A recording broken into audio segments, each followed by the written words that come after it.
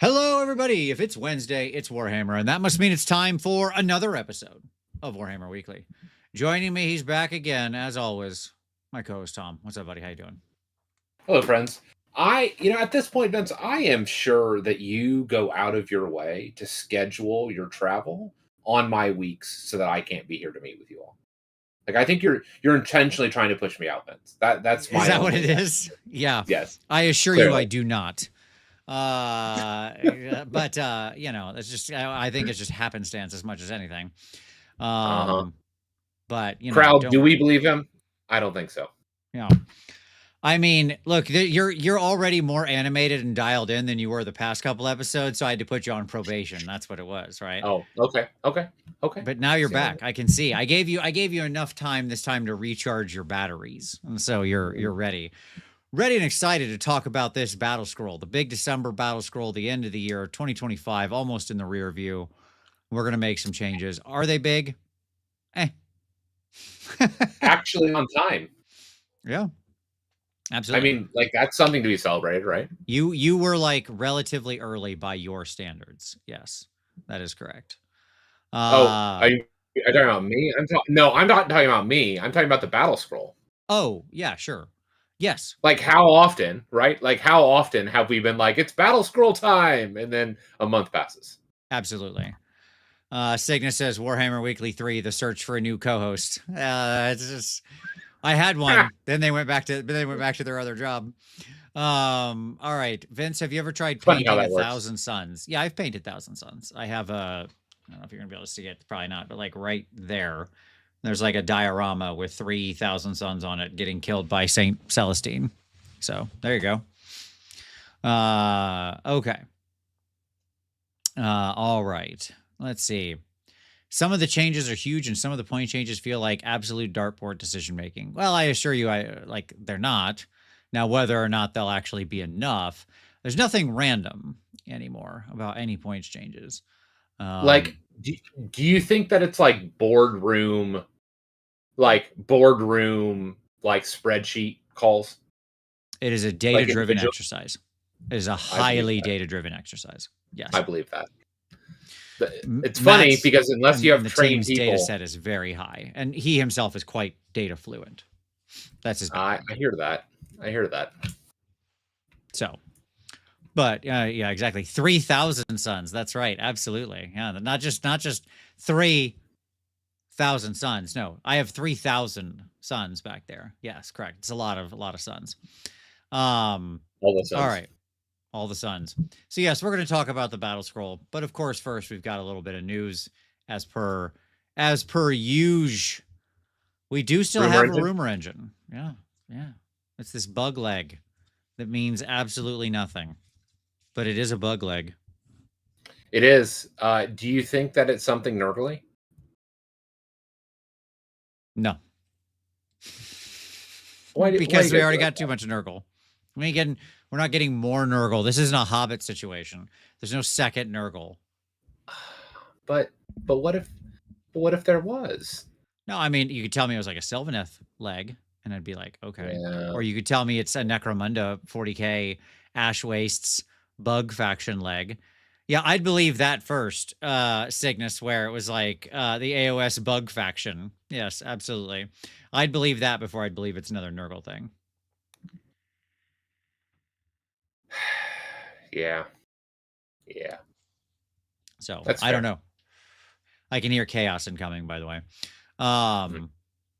But at any rate, yeah, I don't know. It is what it is. It's a bug leg. I'm sure of that.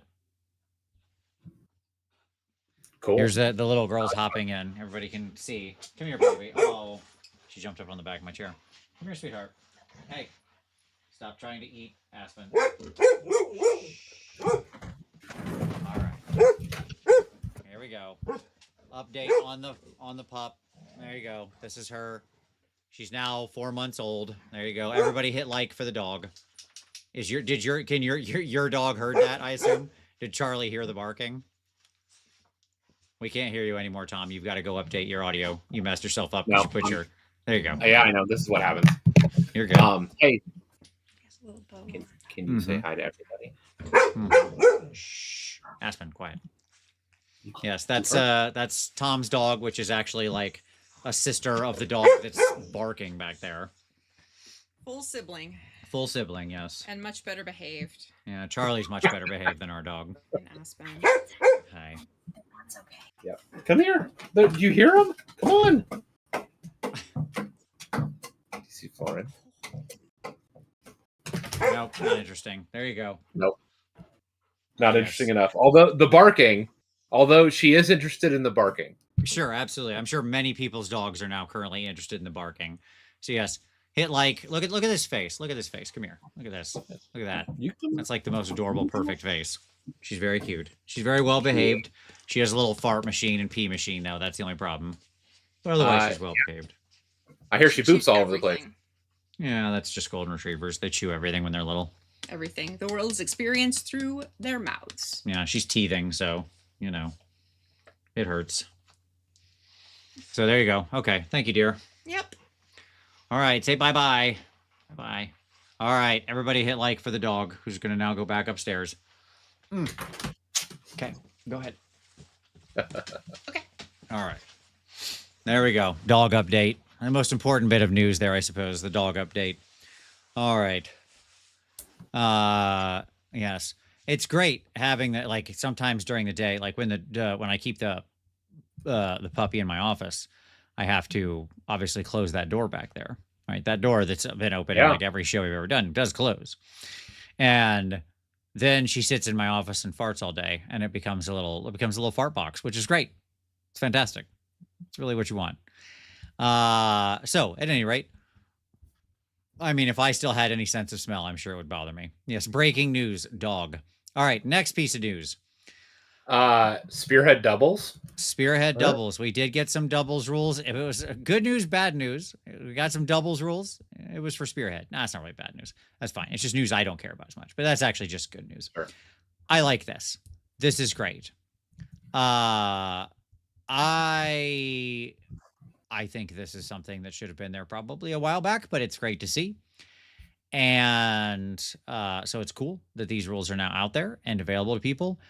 This should be assigned to them. More doubles rules. More doubles rules. Let's go normal AOS doubles too. We had first doubles. How about second doubles to just continue this again? So what is our number up? Like, obviously we're on Grotmas 17, day 17. 6. 6. I knew you were going to ask this question. I already counted before the show. 6. Well, I like those odds. That's all I'm saying. Yeah. I like my odds. Your guess was 6. My guess was 8. So by Price is Right rules, I'm looking pretty darn good right here, my dog. Indeed. Although the ratio, like, we could go 8 days without any more AOS. That's all I'm saying. Like, it's totally true. It's totally possible. Yes. Yes.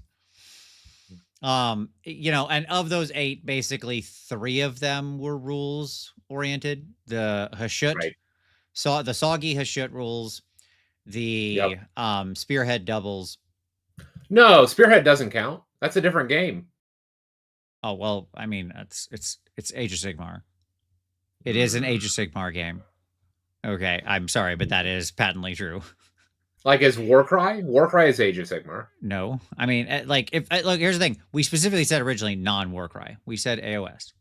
And, I mean, that's the game. We'll see. Yeah, sure. We can figure it out if we need to argue. But at any rate, your 3 rules things were the Spearhead doubles, the Hell Smiths of Hashut soggy update, which was very welcome, and the Heroes Legend Scrolls of the Darkwater box, which the only reason we're not really covering that tonight, I mean, it's worth mentioning, I suppose, that we got War Scrolls for the Heroes, but as expected, and by the way, I'm probably actually happy about it, they went straight to Legends. They're a big regiment of renown that you can kind of build on your own. You take as many of the heroes you want. Each one adds some number of points and go forward. Right. But yes, they are instantly in Legends, so instantly and no one will play with them other than occasionally for fun at home. Yeah. Yep. It is what it is. Look, Opsio, hey, awesome. Hello, I don't often watch live. My YouTube recap thing told me I've watched over 1,000 hours of Warhammer Weekly up till now. I do not and have not ever played Age of Sigmar. My man. All right, that's my guy right there. Absolutely. This is Amazing. We salute you. Okay. So, look, the point is that I could use some more rules. That's what I'm saying here. That's what it comes down to. Okay.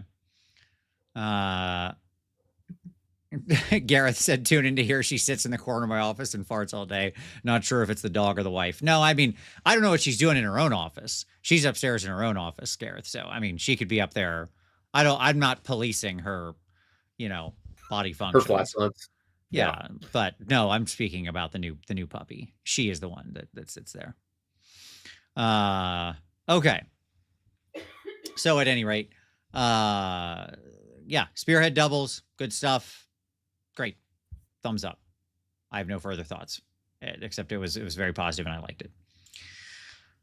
Last little bit of news here. The Golden Demon 2026 was announced with the categories coming again to Adepticon and so forth and so on. Next year, we've got all our categories that one would expect. I do still think that Warhammer 40,000 should be separating large model and vehicle. I know this is like a little nit of mine, but I really hate having a tank go up against like a great unclean one. Those are just like so very different things. But I mean, at the same time, yeah, welcome to the party. That's what's true in Horus Heresy and Necromunda and Old World, where they just like shove all of that different crap together into one thing. So I suppose it's not that weird. Anyways, we got our dual category back still as well. We should. They flirted with getting rid of that, but it's back. And here to stay, which I'm very happy about. And of course, the big announcement out of this was they announced their new guest judge. That's what they do now, Tom. Each year. No. Okay, well, see, this is what they do now since last year. I haven't been following Golden Demons for a while. Well, that's fine. Let me explain to you what they do. They realize I don't know why they do this, but if you want my read on the situation, they had a credibility problem. Okay. Sure. In that they had allegedly, the most important miniature painting competition in the world, as they would say it, or their marketing would talk about it, right? Yeah. And yet the judges were all unnamed. Basically, I mean, I know who the judges were, but for the most part, they don't talk about it or who they were. And, they're not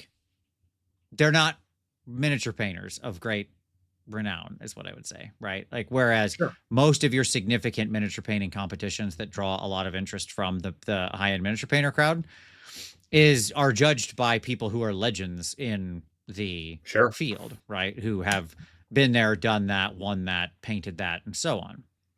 Yep. So I think it just really made people view Golden Demon more negatively. At any rate, whatever their actual reasons, who knows? They've started hiring a guest judge that basically has a 1-year tour. So you guest judge at Golden Demon for the year, which is good. I actually think this is a very good thing. I'm not, despite my little sarcastic reasons as to their why. People can do the right things for the wrong reasons. Okay. Sure. And I think that they should have those kinds of experts there to assist, especially when it comes to the just incredibly high quality work that is done each year at Golden Demon. And it's only gotten more and more high quality. This year's guest judge is Eric Swinson, which is awesome. Eric is obviously also one of the head judges at Capital Paladin Nova, as well as he's won every freaking award in the universe. He's an amazingly talented painter. So I think he'll do very well. And I'm happy that I'm happy to see him included in the program. It's great. And an American will be there. That's wonderful. So there you go. Weemir with a super chat finally made it to a live stream. Vince, who do most people say you look like? I vote a clean shaven Pete Doctors. Okay. I don't know if people ever really say I look like anyone. I think I look weird. That's my answer. So I don't think I look like many people. But I get who I sound like all the time. In a lot of videos, people have told me I sound like Steve Buscemi. I don't know, that guy. The Hello, My Fellow Kids, if in case you're not him. And I take it as a compliment. He's a very famous actor, so that's nice. I don't care. You're like, I'll accept. Yeah, I'll happily can I get some voice work as like his stand-in or something, if he needs to redub some lines, that's probably pays pretty well. So there you go. Okay. Cinderfall Gaming says, even our local game store's painting competition was judged by Victoria Lamb. Well, that's a heck of a local game store judge. One of the greatest painters who's ever lived right there. So that's pretty good. That's nice. All right. Okay. So yeah, and I think that's all our news stuff. I don't have anything else. All right. Tom, shall we continue on to our next segment? Shall we do some pick of the week? What would you like to share with everybody? That's a great call. Every week you know this is coming, and every week you forget to look. I do. Every week I forget to look. Where was I'll go first while you look. Yep, hey everyone, are you interested in the battle scroll and want it delivered in a concise and effective fashion through PowerPoint, as opposed to Tom and I, who are going to break it down and give you our general feelings on the thing yet?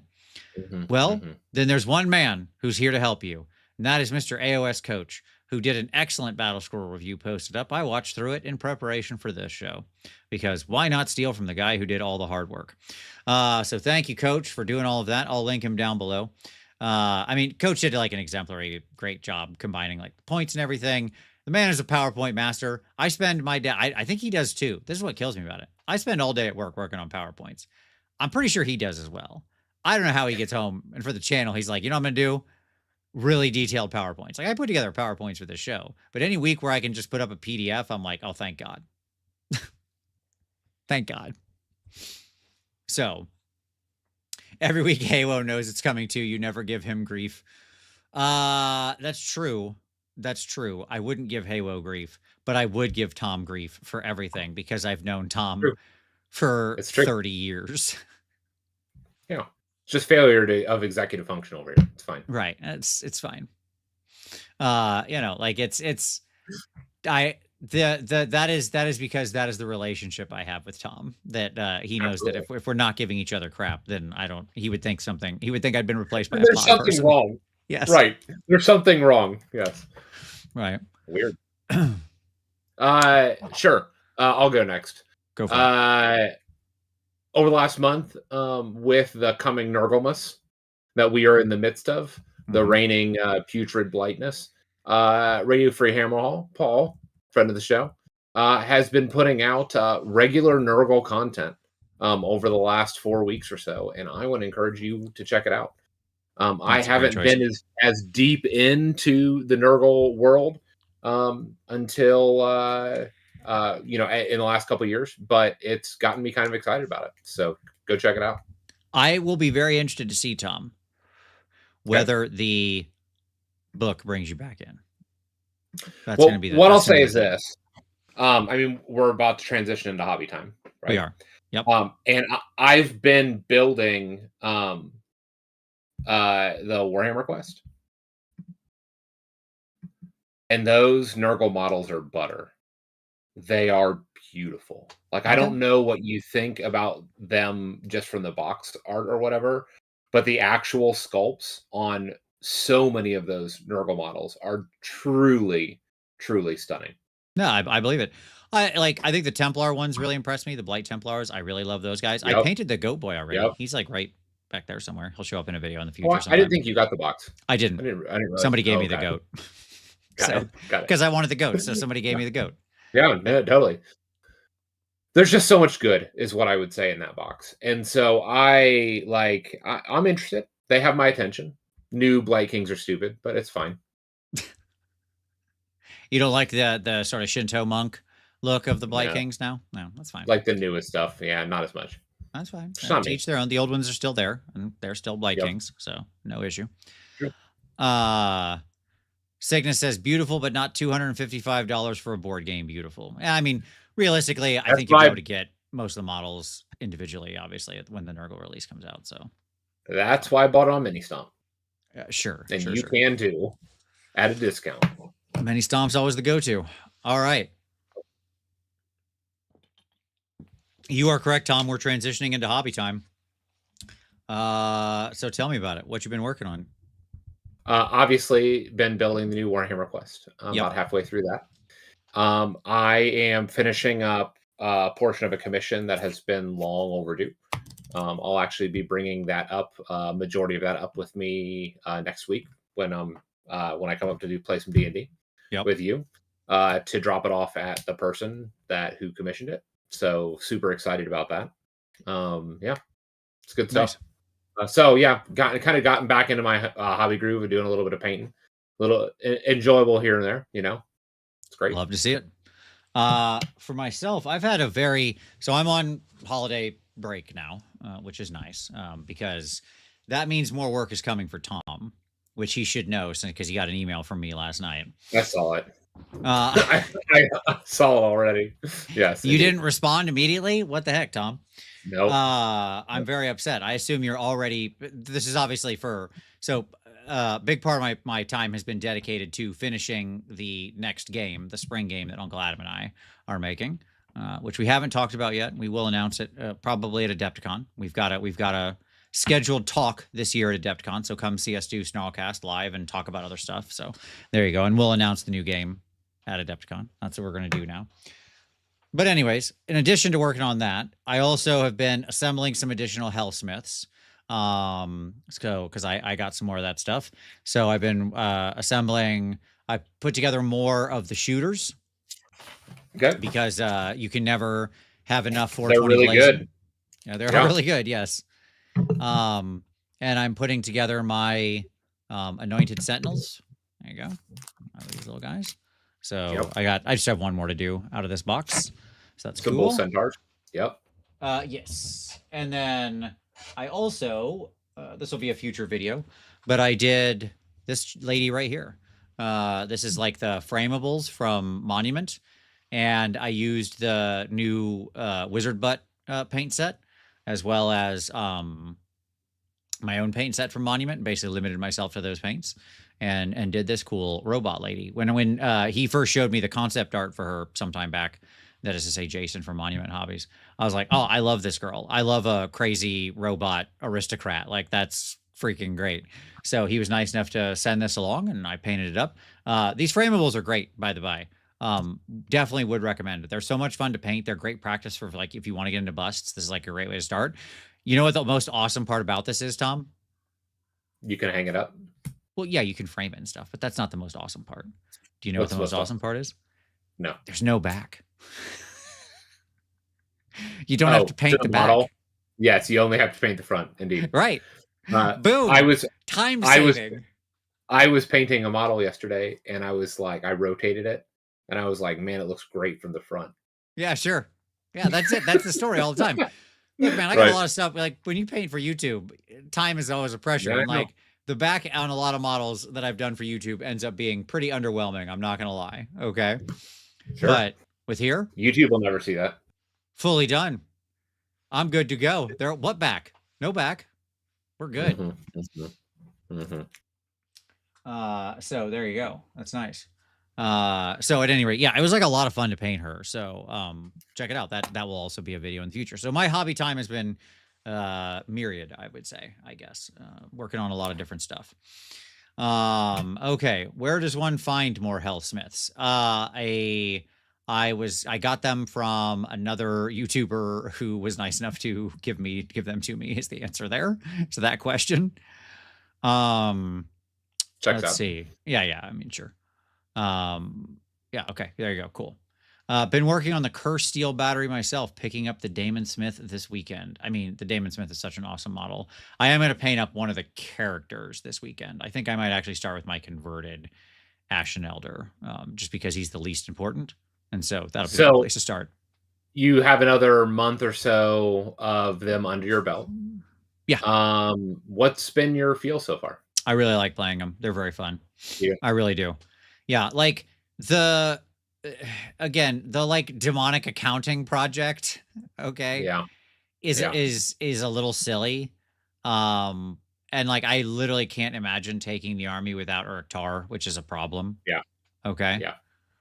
Those two things aside, it's a very fun army to play. Like your pieces are strong, but fragile. You don't have a lot. You got to use your stuff well.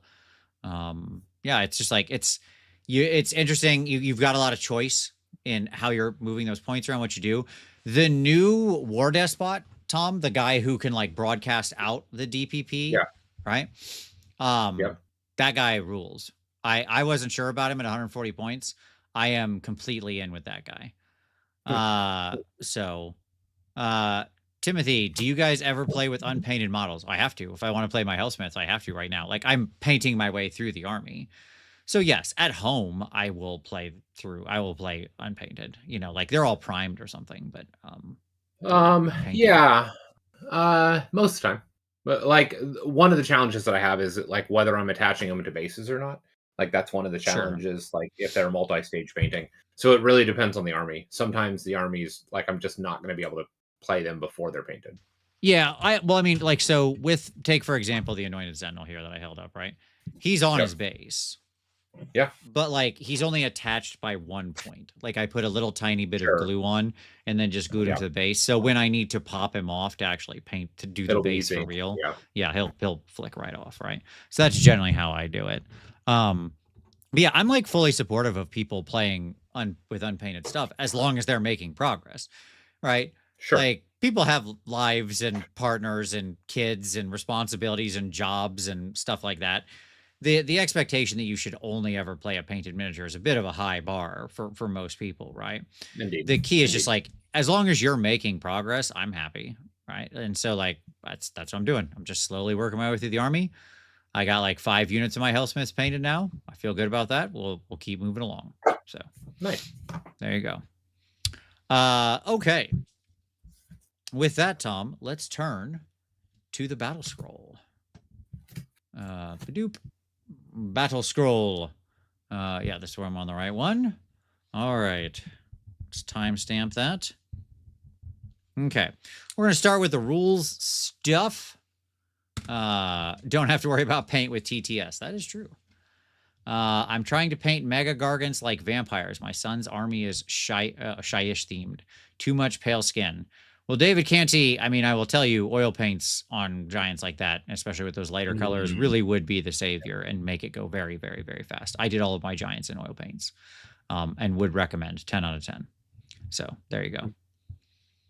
Oh, of course, yes. Life is busy, man.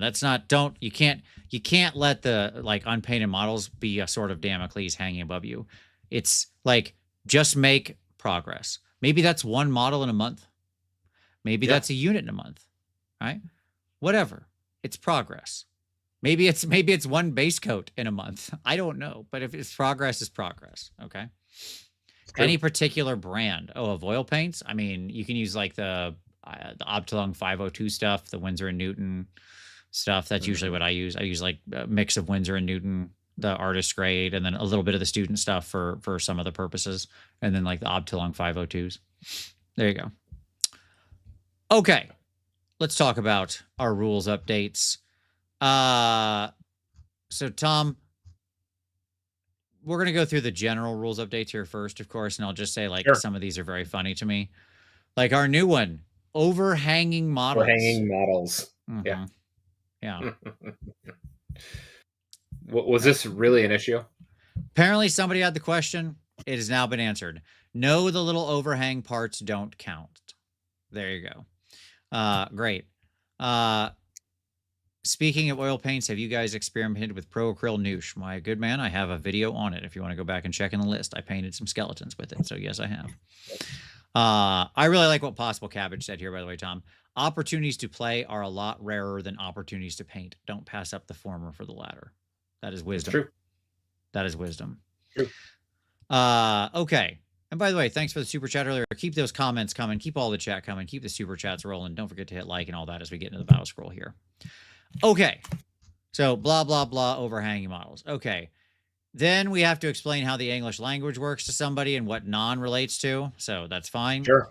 Somebody asked the question. I mean, maybe they're not. Maybe English wasn't their first language. I don't know. It's fine. Yep. Then this answer mystifies me. We get to one that actually, truly, legitimately mystifies me. Okay. Okay. In the combat phase, if all eligible non-strike last units have used a fight ability, which player gets to pick the first strike last unit to fight? Okay. So in other words, Yep. we're in combat. Yep. If let's say we didn't have any strike first. Fine. Yep.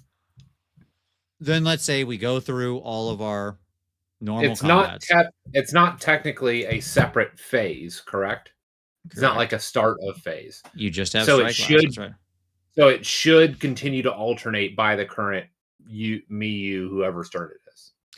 That is true. That's how they answer it. Yes. I'm going to ask you a question. Yep. If I have a unit that strikes first, okay? Let's say I have a unit that strikes first, and I'm the active player. Yep. Who picks the first unit to fight? You do. Correct. What if I have 3 units to strike first? Who picks the first unit? They all go. You still do. And then I because still do. because it's a separate phase in the turn.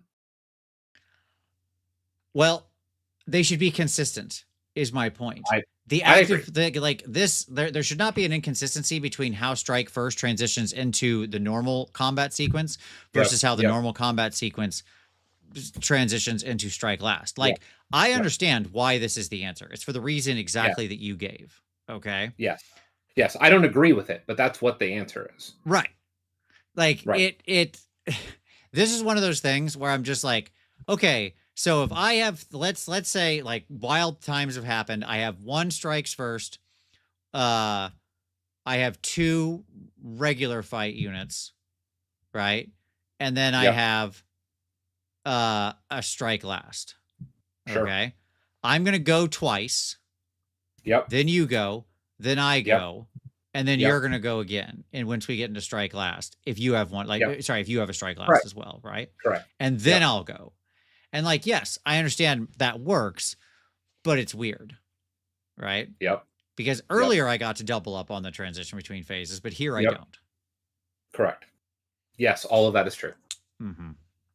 So I understand why it feels weird, but part of that is in the cleanliness of the core rules or lack thereof, as opposed to, because what you're pointing to is a distinction in the core rules between strikes first and the normal alternations. And that same distinction doesn't exist for strikes last. I understand that. And the reason why that's the case.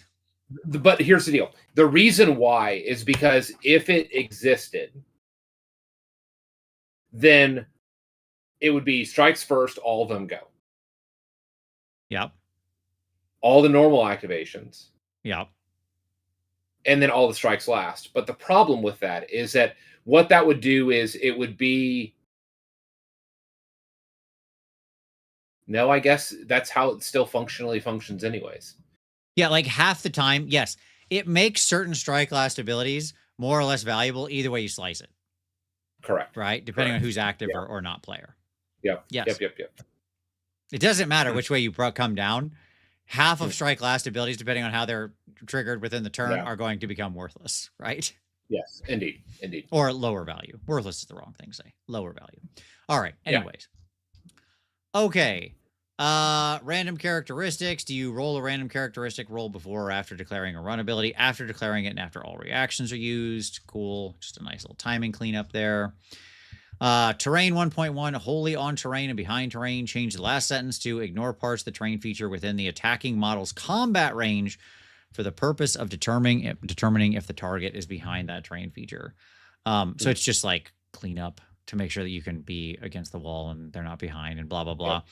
I'll say this here. There's another cover related thing later. Okay. Sure. And having written as many games as I have now, right? Sure. Yeah. Yep. Truly, I wish I could write a section that's just called cover. Don't freaking worry about it. It doesn't exist. I'm sorry. We're going to have to eliminate that particular part of your immersion, because the rules for this are always a nightmare and I hate them. And that would be the text I would write in the book. Sure. Okay. Sure. Because yeah, I believe that. Because we all pretend like cover is just a simple thing. It is a rules thicket, a bramble of thorns from which you cannot emerge unscathed. It is a nightmare. It is always a mess. Like, yes. It doesn't matter how you write the cover rules. There will always be complicating factors. Mm-hmm. Always. And there are going to be people who are watching right now who think, no, that's not the case. I could do it. I could write the clean, easy cover rules that would never have any questions. You're wrong. You're wrong. We've lived in this space long enough. I hate cover. I hate cover rules in miniatures games. There you go. End of rant. Sure. Okay. Sure. Then we've got a little clarifications on just some various and sundry endless spell stuff, manifestation stuff. How prismatic palisades work. It basically works like the way cover is going to later on, where you're drawing this line, blah, blah, blah. Can manifestations use move abilities in the movement phase of the turn they were set up? No, I thought we all knew this. I thought that was very clear, but okay. It's now been clarified. Can magical intervention be used to banish manifestation after gaining the ability to use banish manifestation from a place of power? Clever. No. Manifestations are manifestations affected by the obscuring terrain ability? Also, no. No, they're not. Okay. They're not units. Yep. So there you go. Back of my core rules say that strike last starts with the active player. Did that get eroded? Yes, effectively. Okay, there you go. Gareth says non-standardized physical terrain makes writing generic terrain rules hard. Yeah, sure. Yeah. Yep. Also, yeah, I mean, I'm sure OPR does a perfectly acceptable cover. There are many serviceable cover rules. I assure you they are not as clean as you think they are. That's the answer, right? And there are always going to be hiccups and questions. Like, that's Correct. one of the challenges. Yep. Yep. Tom mutes for dog, does not mute for getting up and shuffling office. Yes, that is correct, Cygnus. Tom turns off his video, but does not. I assume because he has no pants on. So that's, you got to watch out for that. Oh, but thank you for doing that. Course. No, I know. I know the rules. Yeah. I know the rules. Yeah. It's a pants issue, folks. Absolutely. But yes, then we get to hear every noise on Tom's desk, as per usual. All right. Keep going. Blah, blah, blah. Stuff that's not new. And here we go. Okay. Now we get to the updated cover thing I was talking about. So terrain. In 1.1, wholly on terrain and behind terrain, change the second paragraph to yada, yada, yada. You got to draw a line through the thing. Okay. Sure. Remove 1.1.1, shooting from within terrain in its entirety. In the rapid sprouting effect of the active place of power, replace visible terrain feature with visible non-faction terrain feature, and so on and so on and so on. Okay. Great. Truly, even with this terrain rules, like we finally have terrain rules and the monkey's paw curls, and here we are. Yeah. Obscuring gets a change here, Tom. Obscuring, while every model in a non-monster, non-war machine unit that does not have the fly keyword is within 1 inch of this terrain feature, the following apply. That unit is only visible to enemy units that are within its combat range, and the range characteristic of that unit's ranged weapons is halved, rounding down to the nearest inch. So, obviously we've got our non-war machine function in here, right? That kind of thing. Can't set them up in the woods. You can still see them, I guess you'd say. And so on and so forth. I fine. I still think obscuring is a nightmare in its current incarnation. I think part of it has to do with that within 1 inch of this terrain feature. That leads to a lot of weird stuff where people are just like standing in front of obscuring terrain, all just towing the backside of their base loosely into 1 inch, right? Sure. And just being like, you know, I'm within 1. Yeah, just shooting away. Sure. But I mean, at the same time, it is what it is. Obscuring is I think the defining feature of the current season. Right? Yeah, I would agree. If you had to pick one rule that has defined the current season, it would be obscuring. Yep. So, would it not be simpler to say infantry or cavalry unit? What, beasts? The poor dog can't take cover, Cygnus. You're saying you want people to shoot puppies? That's very think mean, so. Cygnus. That's very mean. Yep. I didn't expect this of you. I expected better. Heartless. Okay. So, we'll keep going here. All right. When a hero uses Activate Place of Power and picks the Tap the Ley Lines, can they use both the Unbind ability and the Banish Manifestation ability in the same phase? No. I mean, No. yeah, Pick, of course. pick. Right. It's not the, yeah. Yes. What's the largest base size for a unit that's not a war machine or a monster? Can't be over 80 millimeters, surely. The biggest base that's not a war machine or a monster. How Are big? all chariots now considered war machines? All of them? Yeah, I believe so. I think every chariot now has the war machine keyword. Yeah, there you go. Thank you. Gareth, Catacross. Yep. Because I was actually gonna say what's the base size on the IDK guy, the big wave dude. Isn't he 100 mil round? Yeah, but he's still tiny compared to like Catacross. No, I know. Catacross is on a 130 round. Yeah. So that has to be the biggest one. But the Wave Rider, he's like 100 mil round, and he's not a monster or a or a war machine. So he would also be one of the bigger ones. So yeah. Okay. This is just like that was just literally like we updated a PDF link. Great. Okay. Let's get into the faction stuff. Here we go. Oh, the Eidolon is a monster now? Oh, okay. I didn't think he was a monster. He didn't used to be. That must be new. Okay. Here we go. Faction packs. We begin with the Hedonites of Slaanesh. So one of the things, I'm just going to say it here, and then I won't repeat myself like 8 million times. We standardized a lot of the ranges of the manifestations, Tom, in this. Right? Yeah. Yeah. So, like, a ton of the manifestations are now basically all universally set to like 18, where they're 18 if they're not, if they don't have a movement score, and 12 if they do. Yep. So there you go. Okay. So that's just like, there you go. We covered all of that stuff. They just went through and cleaned like a lot of that up. So it's just very clean. Like the ones that are going to want to move around the board show up within 12 and 9 away. And the ones that don't move are 18 for the most part and 3 away. That's like basically what they did.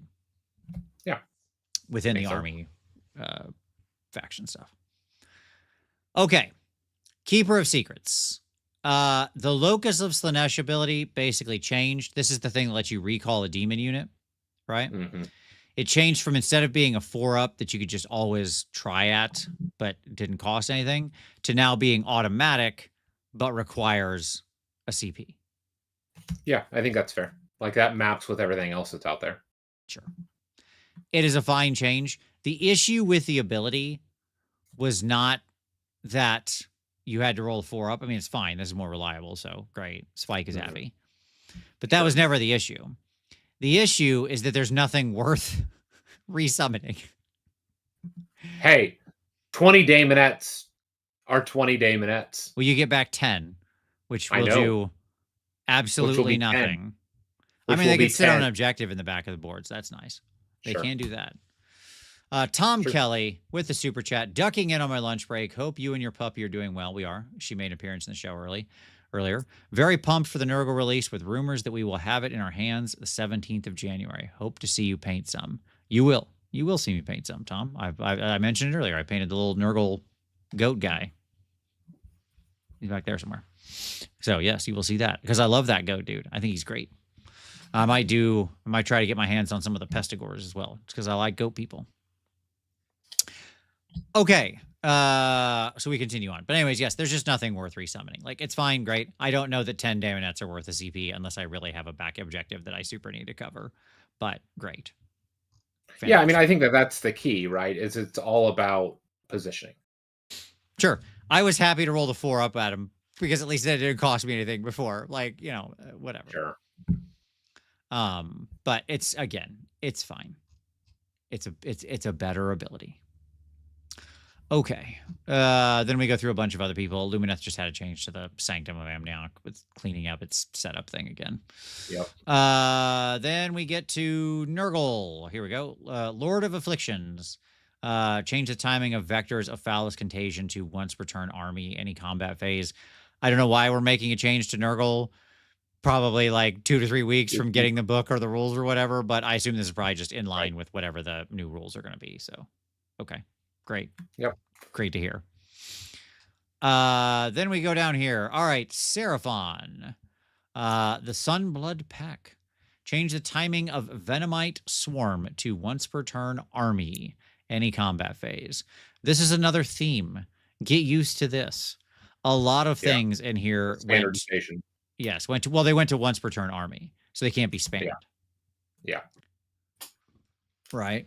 Darka says we need more sassy Nurglings. I agree. We need more Nurglings in general. There's not as much whimsy in the new Nurgle, which I am sad about. I do love the whimsy of that range.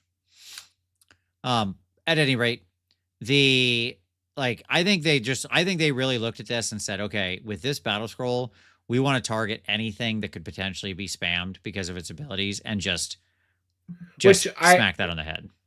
I mean, I think that's honorable, right? Like that's one of the worst things about like the current edition, right? Is just the spam wars. Yes, I agree. Here's my issue. This is something that's been kind of just a thorn in my paw for a little while. Sure. And reading through the battle scroll brought it together for me. This is a mechanical fix. Correct. Right? Yeah. Because it does the job, right? It will absolutely cut spam. The second you get a thing that says once per turn army as being the special ability that makes the unit worth it, you basically never take a second one. Correct. Correct. Unless you need a redundancy, like unless you need that thing for something else. Yeah, or the thing is so good on its own, even without the ability, that it's not like that the ability is just icing on the cake, but that's not usually what we're talking about here. Right. My issue with that is like there's a real ludonarrative dissonance there. Right. Why? Sure. Why does my bombard or whatever out of Hellsmiths, right? The thing like where I can just like, like I'm hitting the ground around them and wounding all these other people. Why does the explosion that would wound the other people, why does one cannon when it fires do that and the one right next to it does not? Sure. Right? Sure. Because when good abilities are good, they're too good together. Yeah, well, but see, that's a manifestation, not like this is a mechanical fix, but there's another way you could do that. Correct. We could have list limitations. Yes, we could. Right? Like a thing could say 0 to 2. Correct. Right? We could just have that. And then like there were other editions where we had that. Sure. We used to have that. There's literally another game right now that does that. That's published by them currently, actively, this minute. It works pretty well for list building. Yeah. Rib said, hard disagree with the Nurgle goofiness. I'm not saying it has to be goofy. I'm saying a little bit of whimsy in the range is enjoyable. It's one of the reasons I thought they were good. You don't have to have the whimsy, but like a little bit here and there, I think is nice. Sure. I like the grandfather is supposed to be like a pretty welcoming figure, right? He is a joyful one. Yeah, they describe him as joyful in the lore quite a bit. Like I understand other people, it's a nightmare, but as they see themselves, they're rather happy. Like it's mirthy. Yes, it's they do have a mirth to them. Yes. Yeah. So, anyways, like I do feel that there is a real breaking here of the narrative, right? It's just weird because it's a completely gamey solution that makes no actual sense in the world. Right? Yep. And I don't like it. I've come to the decision I really don't like it. Because it's so completely arbitrary. So there you go. Sure. And anyways, it shows up all over the place here. That's what I'm saying. So there you go. Okay, and then for the other thing here is on the Salon Star Master, they got the same treatment for calling back their guys, which is you just spend a CP now and you do the thing with the replacements, like the Keeper of Secrets. Yeah, it's a balance thing. Yep. Sylvaneth Manifestation Lore changed as per what I had previously talked about.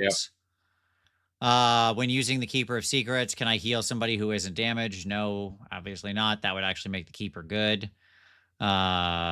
It's like I've fought this battle so many times. I'm over it.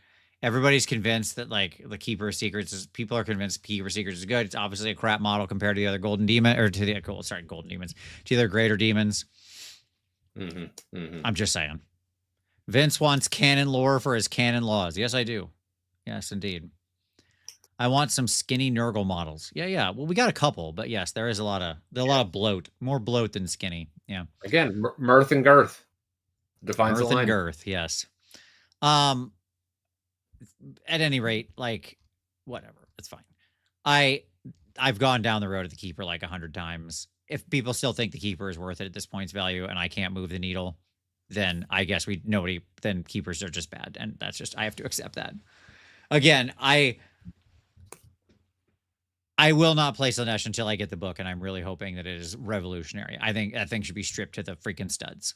It's funny you say that. I'm working on Slaanesh for next summer as we speak. Sure. Well, hopefully we get a book by then, and hopefully it's good. It won't be. Okay. Can I set up an Awakened Wildwood so that the parts under 1 inch tall are under friendly models? No. That's pretty obvious, actually, but that's fine. No, you cannot. The other digital download section here with your Flesh Eater Quartz, Abhorrent Ghoul King out of the Soggy rules. Soggy rules. Yep. Change the last sentence of the effect of long live the king to blah, blah, blah, even if this unit has been destroyed. That's what's getting added. Yep. Another thing that got added in a couple places here is that this benefit persists even if the unit has been destroyed, right? Sure. Which makes sense. Will Hellsmiths get anything new before the next edition, or are we stuck at being so limited until next edition? It's a great question. I don't know the answer to that. I'm not sure that anybody, I mean, there are people who do, certainly the people within the walls of Games Workshop. There will be a phase 2 of Hellsmiths, clearly, right? Not getting a faction terrain or manifestation lore was the like very obvious signal that there will be a wave 2. Now, when does that wave 2 come? Yeah. Your guess is as good as mine. 2 years.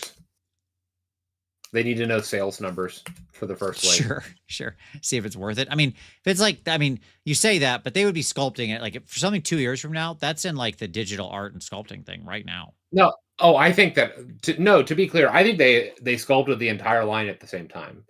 And then they went down the line and they just went that, no, that, and that. That's in wave 1. Okay.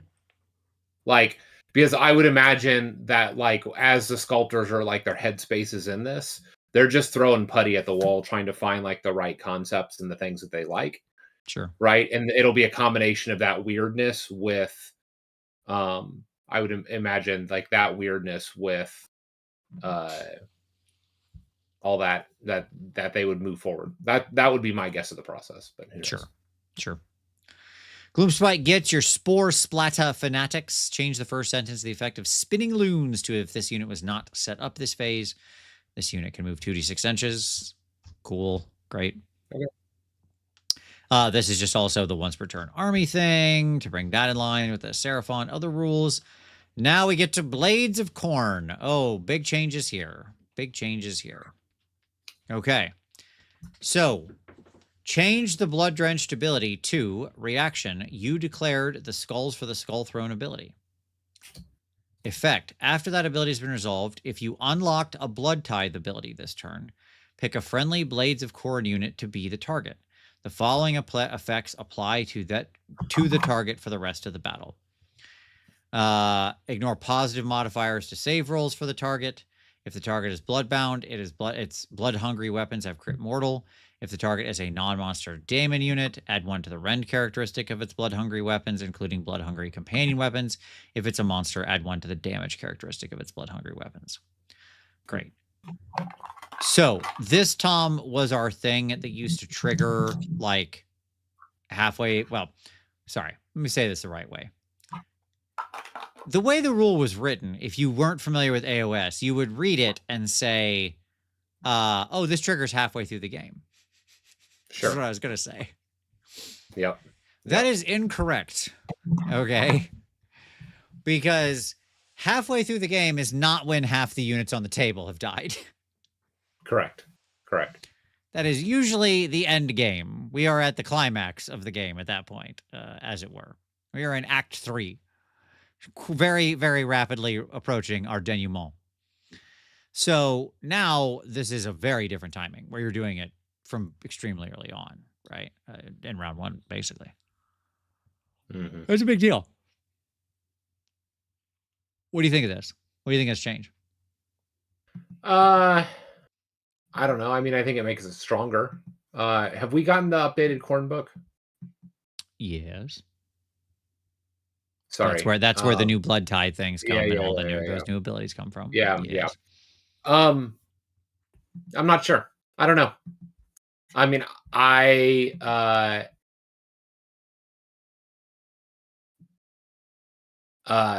it feels strong. It always was a strong ability. It's affecting less, but earlier now. So like you're building into it more. Watching it getting played, because I played against Khorne a few times with the new book before this, obviously this update. And I'll say that ability, like Blood Drench, did just come too late. Okay. Yeah. And yes, with the massive new range of Foot Hero. Yeah. That was what Khorne released right there. You're not wrong. Cool looking guy though. Great model. But this is like a very powerful ability, but I like it being sort of trotted out slowly. Like it actually works now, because before you would have realistically, you were probably dropping it in round 3 before, just like mathematically, that's usually how it work. Yeah. By the time you could turn it on, it was usually somewhere in 2 is where half the units on the table will die. And, but by that point, it was just too late. You weren't digging yourself out of the hole. Sure. This is nice because you can, from like very early in the game, start souping up your kill units to go do their thing. Now, there's a negative, there's a cost to that. Obviously, I've ignored the positive modifiers to save rolls for the target, right? Sure. But I don't think that's good. Gareth says, actually a great change. Not only does it make Blood Drenched work, but it now gives you a reason to take some of the low-cost, useless tithe abilities. So there you go. Yeah, I like it. I think it's a good change overall. And Khorne needed some love. We got 2 other changes here in Khorne of note. The Bloodmaster, Herald of Khorne. Change the last sentence. The effect of the blood must flow to for the rest of the turn. Add 1 to hit rolls for combat attacks made by this unit and that friendly blood letters unit. So basically, he's the pull-in guy. Yeah, he pulls in the unit. So we're updating that text with a bonus. So that's nice. Although I don't know how much I care about +1 to hit on the Crit Mortals unit, but it's something. It's not bad. It's good. +1 hits always helps-ish. Sure. And then the Army of Renown, the Baleful Lords. This is the old Bloodthirster one, Tom, who had the dumbest ability that mathematically did not work. Okay. Yeah.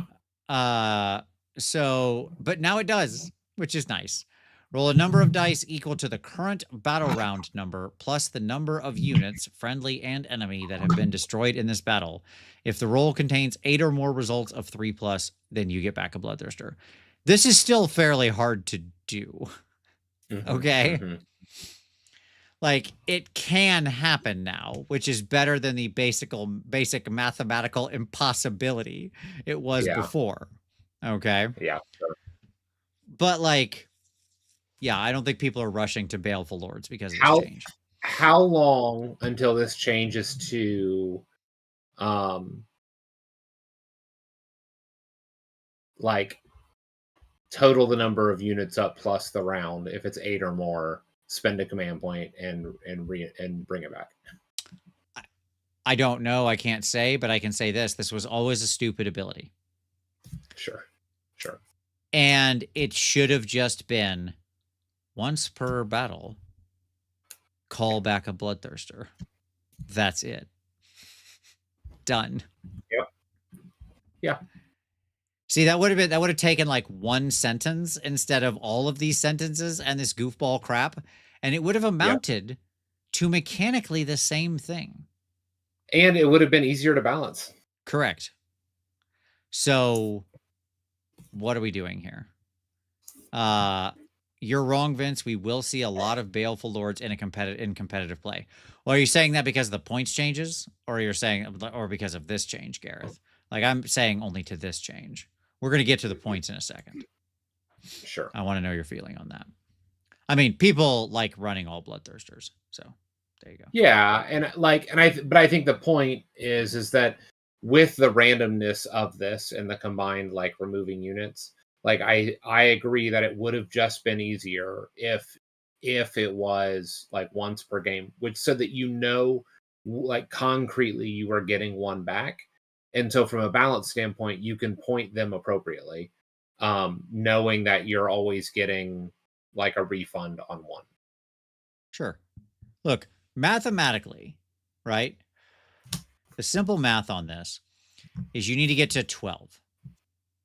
Sure. 12 dice to make your average be successful, right? Yep. Okay. Yep. Because 8 out of 12 dice would be 3 up, right? Okay. Yep. And so, like, 12 is a big number, to be clear, right? Sure. If you think about units, friendly and enemy, so how many Bloodthirsters did you lose? Like, if you're in a place where it's like you killed 6 of their units and so half their army, because most armies are 12 units, and you lost 2 Bloodthirsters, then you got to get to battle round 4 before this is like the mathematical average. You hit it, right? Right. So there you go. So there you go. Baleful was already the most competitive build. All right, there you go. Do you think that's still true now, post the rest of this change, though, Gareth? Or is that like with Blood Drenched, or is it just like is being able to hit your greater demons with the +1 damage even all that better to be able to do it earlier? I'm looking for your feedback. I don't know where Khorne's at. I haven't played him too much, and I have not played against Baleful Lords at all yet. I've played against both a mortal army and demon army twice, but it wasn't like all. It was mostly bloodletters. Okay, good to know. I accept you know more than I on the Khorne thing, so I accept your wisdom.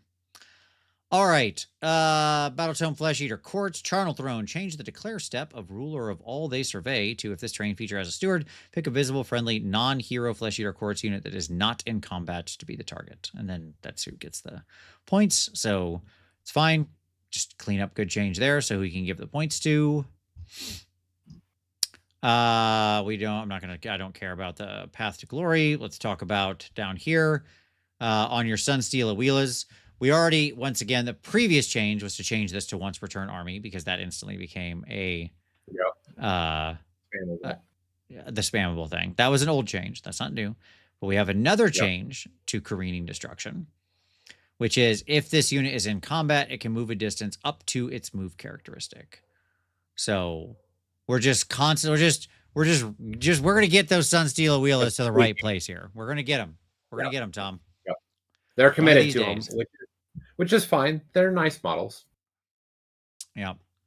Baleful attracts the more cerebral player, so there is selection bias. Absolutely. It's a more refined army for a more refined, classy player. Absolutely. Okay. I don't care about the Army of Renown. That's fine. Hellsmiths, a couple FAQs.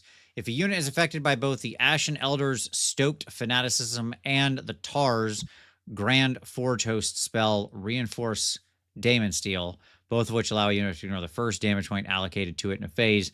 Do those abilities allow that unit to ignore just the first damage point allocated to it, or does the unit ignore the first and second?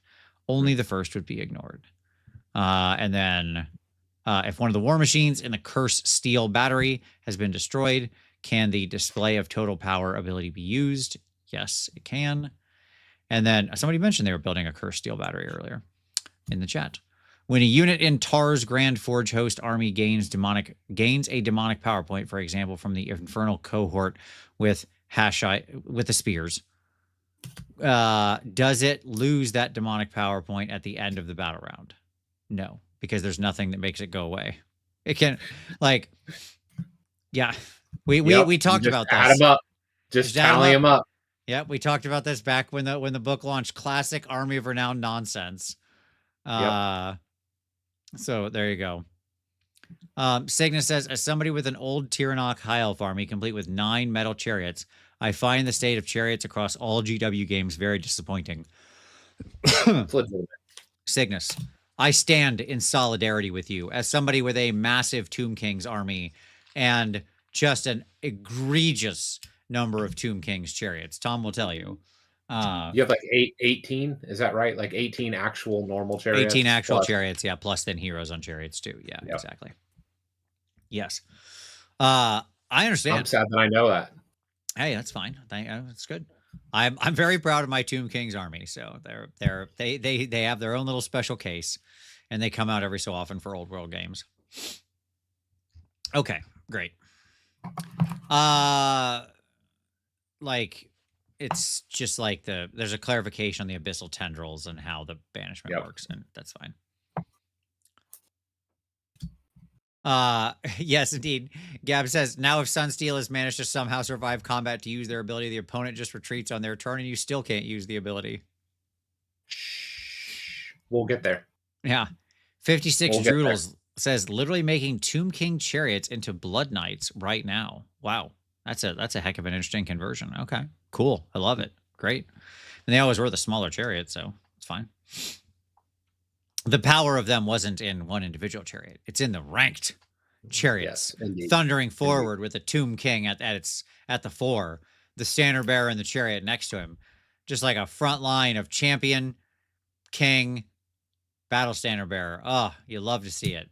Okay. Let's see. Caradron Overlords. Change the second sentence effect of the flagship to, if the target does not have a great Endrin work, give the target 1 great Endrin work. Delete the last sentence from the designer's note of the flagship. Okay. Cool. Okay. It's fine. And then we get to the actual interesting stuff over here, I think. Sky Wardens. Change the timing of time charges to once per turn army, end of any turn. Okay, cool, good. Once per turn army. Then we got our Von Grimm Salvagers and Von Grimm Harpoon crew. The Harpoon crew also gets the once per turn army, any combat phase change. And the Salvagers get the change the timing of the Spotter's Flare Gun to once per turn army, any combat phase. Change the second bullet of Spotter's Flare Gun to add 1 to the rend characteristic of melee weapons used by friendly Von Grimm Salvagers and Von Grimm Harpoon crew units for attacks that target a unit that is contesting the target objective. Sure. I like rend. Sure. Rend is good. But, you know, this is like an attempt to address various and sundry spam effectively across there, especially with the new Von Grimm guys, to where they can't be that dominant. So there you go. Spam is popular. Yeah, well, it's easy, right? Like, it's a smooth brain play. Like, you don't have to think about it. You just know plan B, it distracts from plan A, as the great poet Will Smith once said. Okay. And then in the Army of Renown, a thing changes. I don't care because I don't really care about Armies of Renown, but at any rate, add the following to the end of the army description. It cannot be included in another hero's regiment, but gains the following regiment options, any magnate's crew units. Change the effect of Invictunite lined hull. That's a fun word. 2, roll a d3. For the rest of the turn, subtract X from the Ren characteristic of weapons used for attacks that target the sky vessel where X is equal to the roll. I want to see more where X is equal to stuff in this game. Let's go. And then change cutting edge Endrin packs to yada yada yada. For the rest of the turn, each target can use the charge abilities even if it ran. Okay. Cool. Great. Night Haunt, similar as I mentioned, the manifestation lures, getting their updates on their timing, or sorry, on their distance, ranging. Importantly, Pyregeists, change the timing of Light a Pyre to once per turn army. Yes, so we can stop spamming Pyregeist. As I said, this really is like the anti-spam battle scroll. Yes, please stop spamming. Or we could just 5th edition. You're probably working on it right now, Matt. Just put in 0 to 2. You can do that. We could do that. Things don't have to be just like unique or as many as you want. Other numbers exist besides 1 and infinity. You just write it on that sheet. You just put it right there. It's right there in that row, that column. You don't even need new space. Nothing changes. Regiment of Renown, Casket of Resurrections, blah blah blah. Once per turn, army, end of any turn. Zogrok got his ward smashing Choppa effect updated to have the even if this unit has been destroyed text. Gooball, I've seen some people ask about the rule of 3. The rule of 3 wouldn't probably change much, honestly. Like, it would hurt goofy narrative players more than it would hurt actual spam players. Because the armies that can really spam aggressively will just take 3 big reinforced units, and that's generally the way they're spamming it. Right. So, like, rule of 3 wouldn't actually stop them. There's a couple of corner cases where where you get into 4s, but it's actually mostly the spam is usually actually 3 big reinforced units. Right. Okay. Not always. There were that wasn't how the chariots were when they were spammable, but there is exceptions, but a lot of them are like that. There's a path to glory change. Don't care. In Zogrot's Ironmongers, change the first sentence, the second paragraph of the effect to get 'em Gork to roll a d3 each time an enemy unit ends a move within 6 inches of a terrain feature that is trampled by Gork. And then if damage is inflicted on a unit that finished a move within 6 inches of a trampled by Gork terrain feature, is damage inflicted on a unit that finished blah, blah, blah. Yes. You can see how these two things work together. They cleaned both of them up together. There you go. Yep, there you go. Yeah, Death Masters would be another one of those exceptions, Mike D, 100%. Although they've been just attacking that by just raising the points on them, as we'll see again in this battle scroll. They just got too cheap. The Dark Oath War Queen down in the Slaves to Darkness. Change Ruin Blessed Conqueror to a once per turn army, any hero phase. Pick an objective that this unit is contesting. Roll a die on a 3-up for the rest of the turn. Friendly Dark Oath units have a ward of 5-up while they're contesting that objective. Okay. It's fine. Okay. I know some people are excited about Dark Oath stuff after this update for reasons we'll see as we get into the points and stuff, but it continues to be not the side I'm interested in. Like Gooball, I agree. Deathmaster should be 100 points. That it's just again, this is where the right fix is not adjust their points up so people take less for a unit that's actually worth 100. The right answer is 0 to 2 or something. How many assassins are you hiring? Okay. And that's it. I think that was the last one. Yay, rules done. Okay, Tom, you ready to talk about points? Sure. All right. Points, or battle profiles, as they are properly referred to. We shall look at the updated battle profiles and see who has won and who has lost. Who is lost? I don't know, something. Okay. Reinforced counts as 2 for the rule of 3. Yeah, I've seen all sorts of stuff like that where you start going that direction. But now you're just like jacking in more and more and more rules when the answer is just put the limitation on units that should be limited. Don't ever. So here's a game design thing. Never write a core rule if it's going to have unintended consequences across your game and you actually are just trying to solve a problem with specific units. Right. Yeah. If you can do exceptions, like exceptions are better than core rules. Right. Always. Your core rule should always be as thin as possible of a foundation for around your primary loop, and your exceptions should be the things that then do it. Because like, I don't need a 0 of X on the like vermin lords, right? Or whatever. I need it on a few weird particular units, right? So like that's what I'm saying. The right answer here would be to, on those units, go in and pretend like integers between 1 and the infinity symbol exist. That's literally all we have to do. Okay. That's it. That's all. So, okay, great. Cities. Long-term review. Big L to cities. All right. The Alchemite Warforger up 10 to 120. Callus and Toll up 20 to 240. The Fusel Major on Ogre Warhulk plus 10 to 150. All right. Okay, fine. And then we get into the actual units. The Command Corps up 10 to 180. Sure, I guess. Okay. Yeah. Again, or 0 to 1. Just 0 to 1. It'd be so easy. So easy. So easy. The Iron Weld Great Cannon up 10 to 110, and the Wilder Corpse Hunters up 10 to 110. You know that section that says notes? Right. It's like right here. Just put it right here. Right. Where, like, you know, when you have like unique, like you wouldn't even need unique. You just put 0 to 1. Right. So simple. It's just like, look at all this empty space just begging for it. This space says, put something in me. I need a number. I want numbers in me. Lodovicus.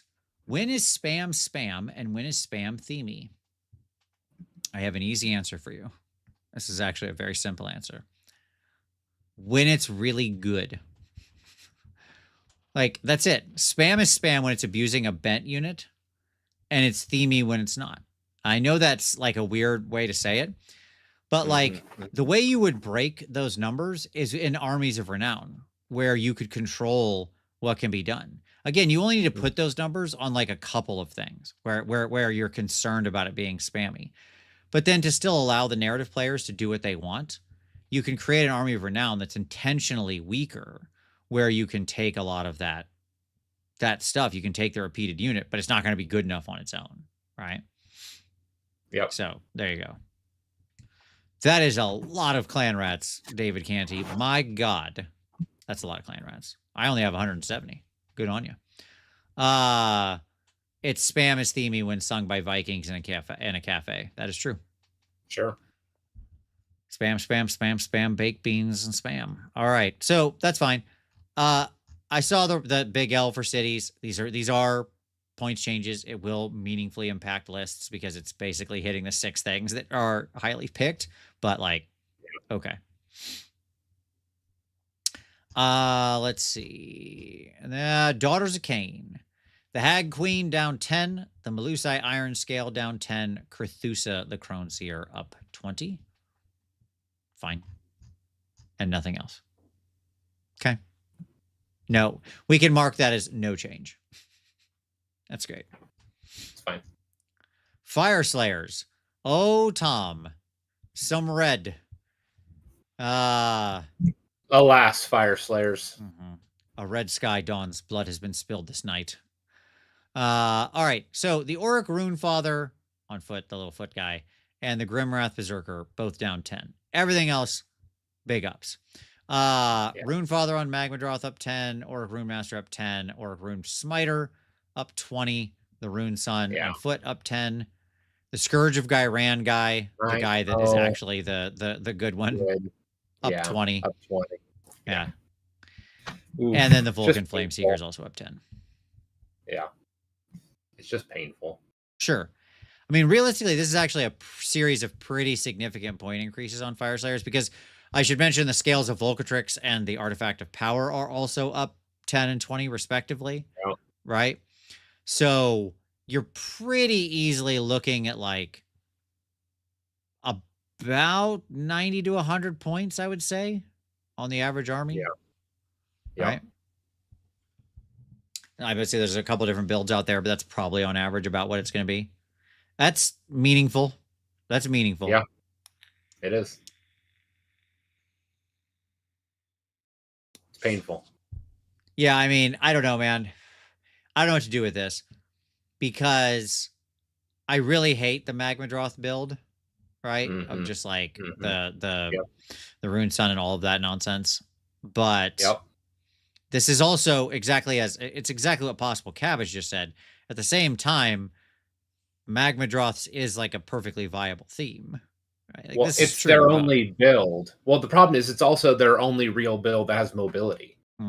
Everything else is movement 4. So they have to run Magmadroths in some number. Yep. They have to. And so, like, I feel like they have built Fire Slayers with, like, the development of Fire Slayers is an impossible task.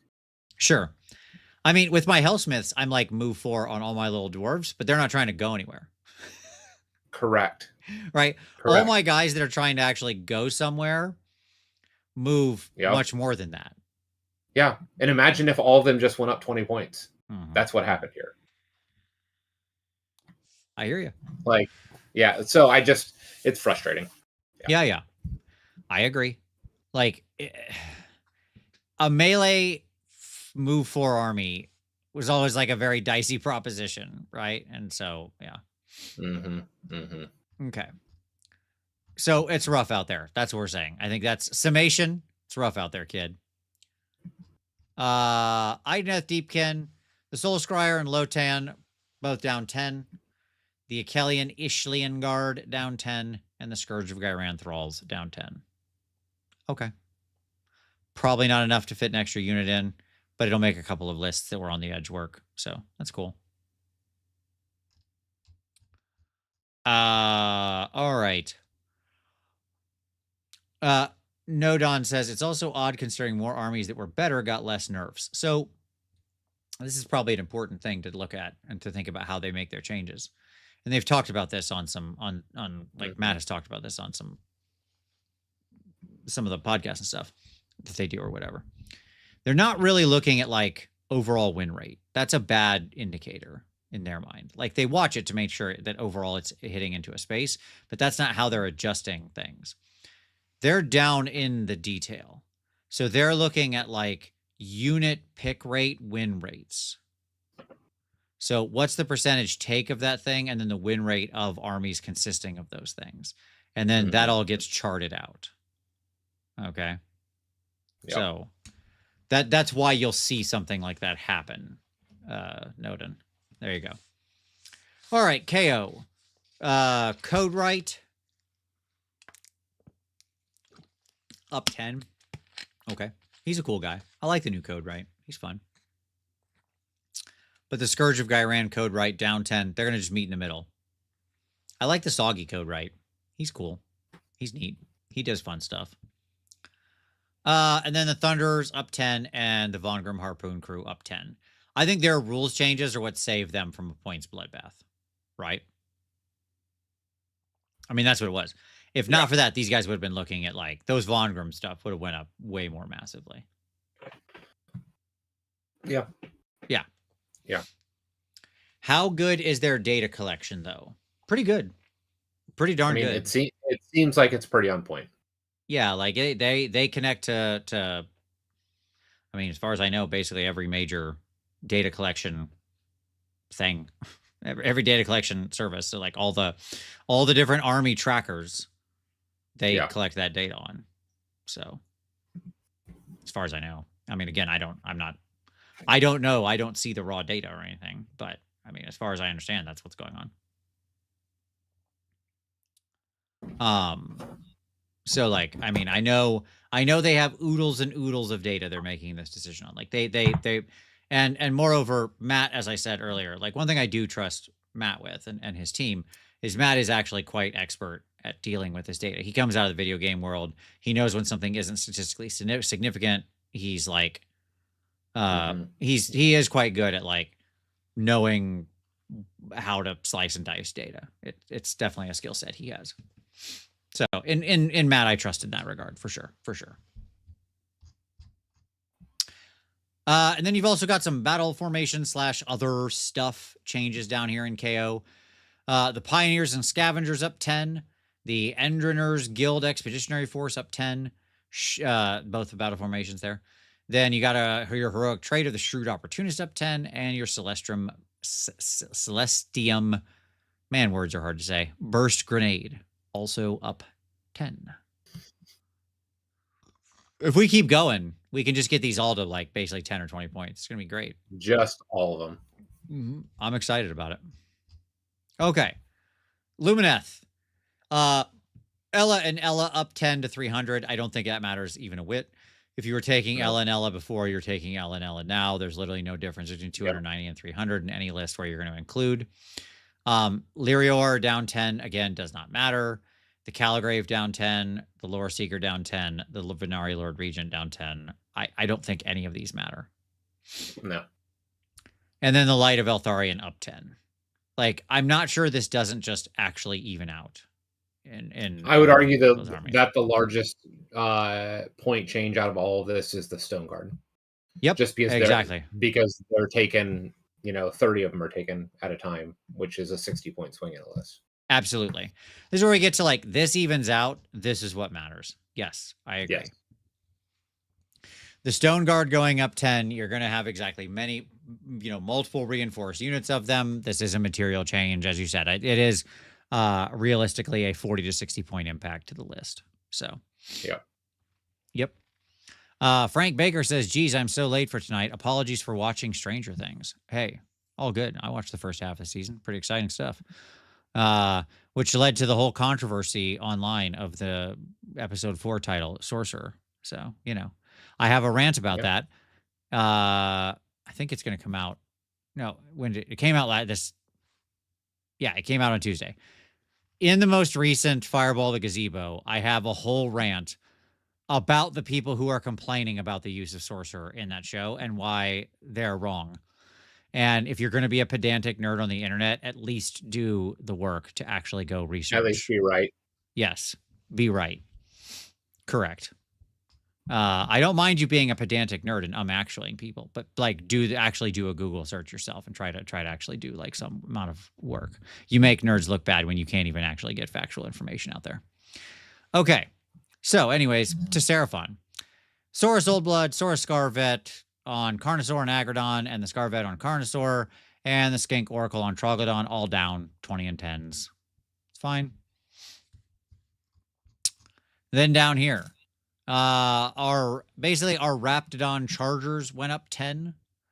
And then the Bastillodon with the Solar Engine down 20, and the Spawn of Chotek down 10. I do not think this overall is going to help nor significantly hinder Seraphon. The Raptidon Chargers were a very popular unit. I don't disagree. They were a high pick, very high pick. But my biggest issue here is that Seraphon is ultimately a boring army to play now. So that's a shame. Stormcast Krondus, Son of Dracothian, down 20 to 520. Okay. Sure. Lord Commander Bastion Carthalos, down 10. You love to see it. Anything that gets Bastion on the table more, I'm happy about. And the Lord Vigilant on Morgriff, down 20 to 200. Great. None of that matters. Desolators, down 10. Praetors, down 10. The Vanguard Paladors with Starstrike Javelins up 10. And the Vindictors down 10. So there you go. Again, all probably fine. Stormcast are a relatively well-performing army. And so on and so forth. Well, the trick, Brib, is that it's not about the overall win rate of the army. It's about the win rate of armies that contain groups of units with high picks, because that can drift higher. The overall, like, basically think about it like this. The overall win rate of an army could be 43%. But the win rate for a particular combination of units could be 68%. And both of those things could be true at the same time. Okay. So that's why you look down at the detail level. So at any rate, like, again, I'm not trying to defend or make the choice. I'm just saying, like, that's why you would utilize that as your data guide. All right. Sylvaneth, Arch Revenant, down 10. Drika, down 20. Like, that matters. Like, anybody's taking this Drika. Does this Drika exist? Never heard of her. New phone. Who dis? Lose my number. And the Lady of Vines down 10. Okay. Yes, indeed, David Canty. And then Kurnoth Hunters with Kurnoth Greatswords down 10. Sure, because, like, why? Why not? I mean, you're taking Great Bows or Scythes, right? That's, like, what you're taking. Right. But, okay. And the Revenant Seekers down 20. I actually think that's an interesting, meaningful move. I think Revenant Seekers are really good. I think they're undertaken. I think people sleep on Revenant Seekers. I think they're actually really good. So I've seen them in action several times and been very, very impressed by them. So I think them going down 20 is actually pretty meaningful. So I don't know if you've gotten a chance to really play against a Sylvaneth army that's playing pretty heavy into the bug thing. The bug rider thing, but it can do some work. And Revenant Seekers, not bad. Not bad. Nice. I think they get, like, eschewed, like, I think, whatever. It doesn't matter. They're good. And being 180 and cheaper than the Spike Rider Lancers is really solid. As well, the Spellsinger and the Seed of Rebirth. This might be, like, the first time we've seen this, Tom. Down 20, back to 0. Yes. The world is healing. Do that with everything else. Just across, how amazing would that be? Yeah. Back out this horrible change. Okay, great. Blades of Corn, the Blades of Corne. All right, fantastic. So, Bloodscrater down 10, Mighty Lord of Corn down 10, Realm Gore Ritualist down 10, Scarbrand down 20 to 410. Good for Scarbrand. And the Scourge of Gyran, Mighty Lord of Corn, down 10. Look at this. Look what we're doing down here, Tom. The following units no longer have current war scrolls. Aspiring Deathbringer, Exalted Deathbringer. You can use the models in these units to represent the following units as appropriate, provided they're on the listed base size. Aspiring Deathbringer, Deathbringer. Exalted Deathbringer, Deathbringer. Yeah. Aww. How come Khorne got this treatment? Which, by the way, this is correct. Like, this is great. Because we didn't recommend it. But we couldn't do that with Stormcast. Right. What? Yep. What? We should have. It's true. Because they're not embarrassed by the Aspiring Deathbringer or Exalted Deathbringer models. That's the difference. You're saying they were embarrassed by Sacrosanct? Yeah. Wow. Which is funny because they're a little bit chunky cast, right? I guess. Like, I loved them. And Liberators are still around. Them. I know, but it's new Liberators. It's not old Liberators, right? Like that, because they gave away a bajillion new Liberators in the 3rd edition box. Like, honestly, like, or 4th edition box. Sorry. Honestly, I really do think that it's because that they largely retired the bulkier line. Even though I would argue that the Sacrosanct Robe look is the best Stormcast look out of all of them. I would definitely have to give it to the newest Ruination Chamber. I do think they finally got back. They got closer to John Blanche's original look with the Ruination Chamber. That's fine. I bought an entire army of Stormcast Sacrosanct because I love the look of them. I understand. Sam was the same way. Like, that was his thing. He loved him. Yep. My point is more like, I just don't get it. I do like this is correct. Why aren't I'm we happy doing to see this note? Yes. Where did we suddenly decide to do this? Yeah. It's so weird. It's true. But, like, okay. Great. It's true. Weird choices, man. Weird choices. Okay. But here we are. All right. Excuse me. Blood Warriors down 10 to 190. That's a good pick. That's a good pick. Blood Warriors looking real good with Blood Drench now. Blood Crushers down 10 to 140. Probably still no good. Bloodletters down 10 to 160.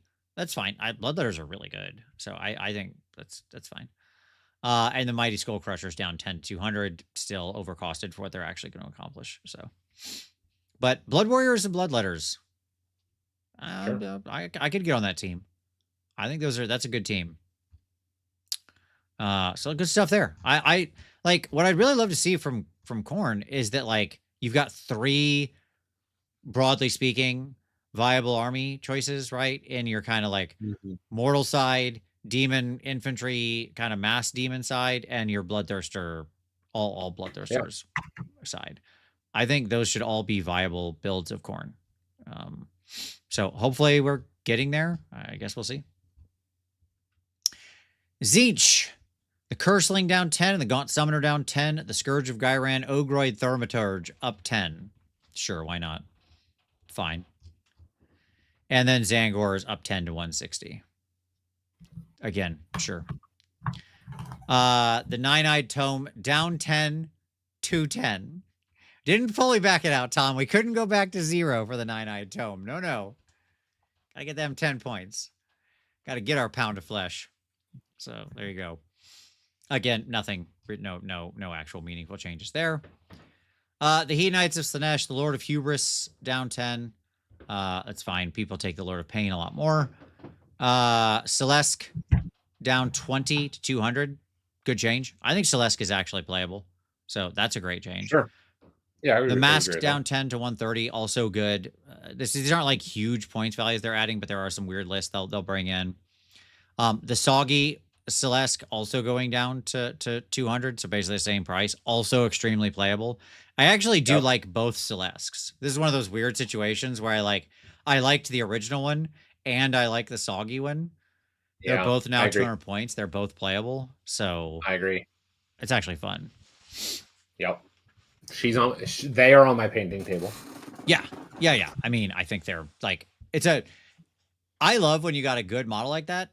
It's very fun to paint. And look, you got 2 different options for it. Like, what a win. What an absolute win. So that's great.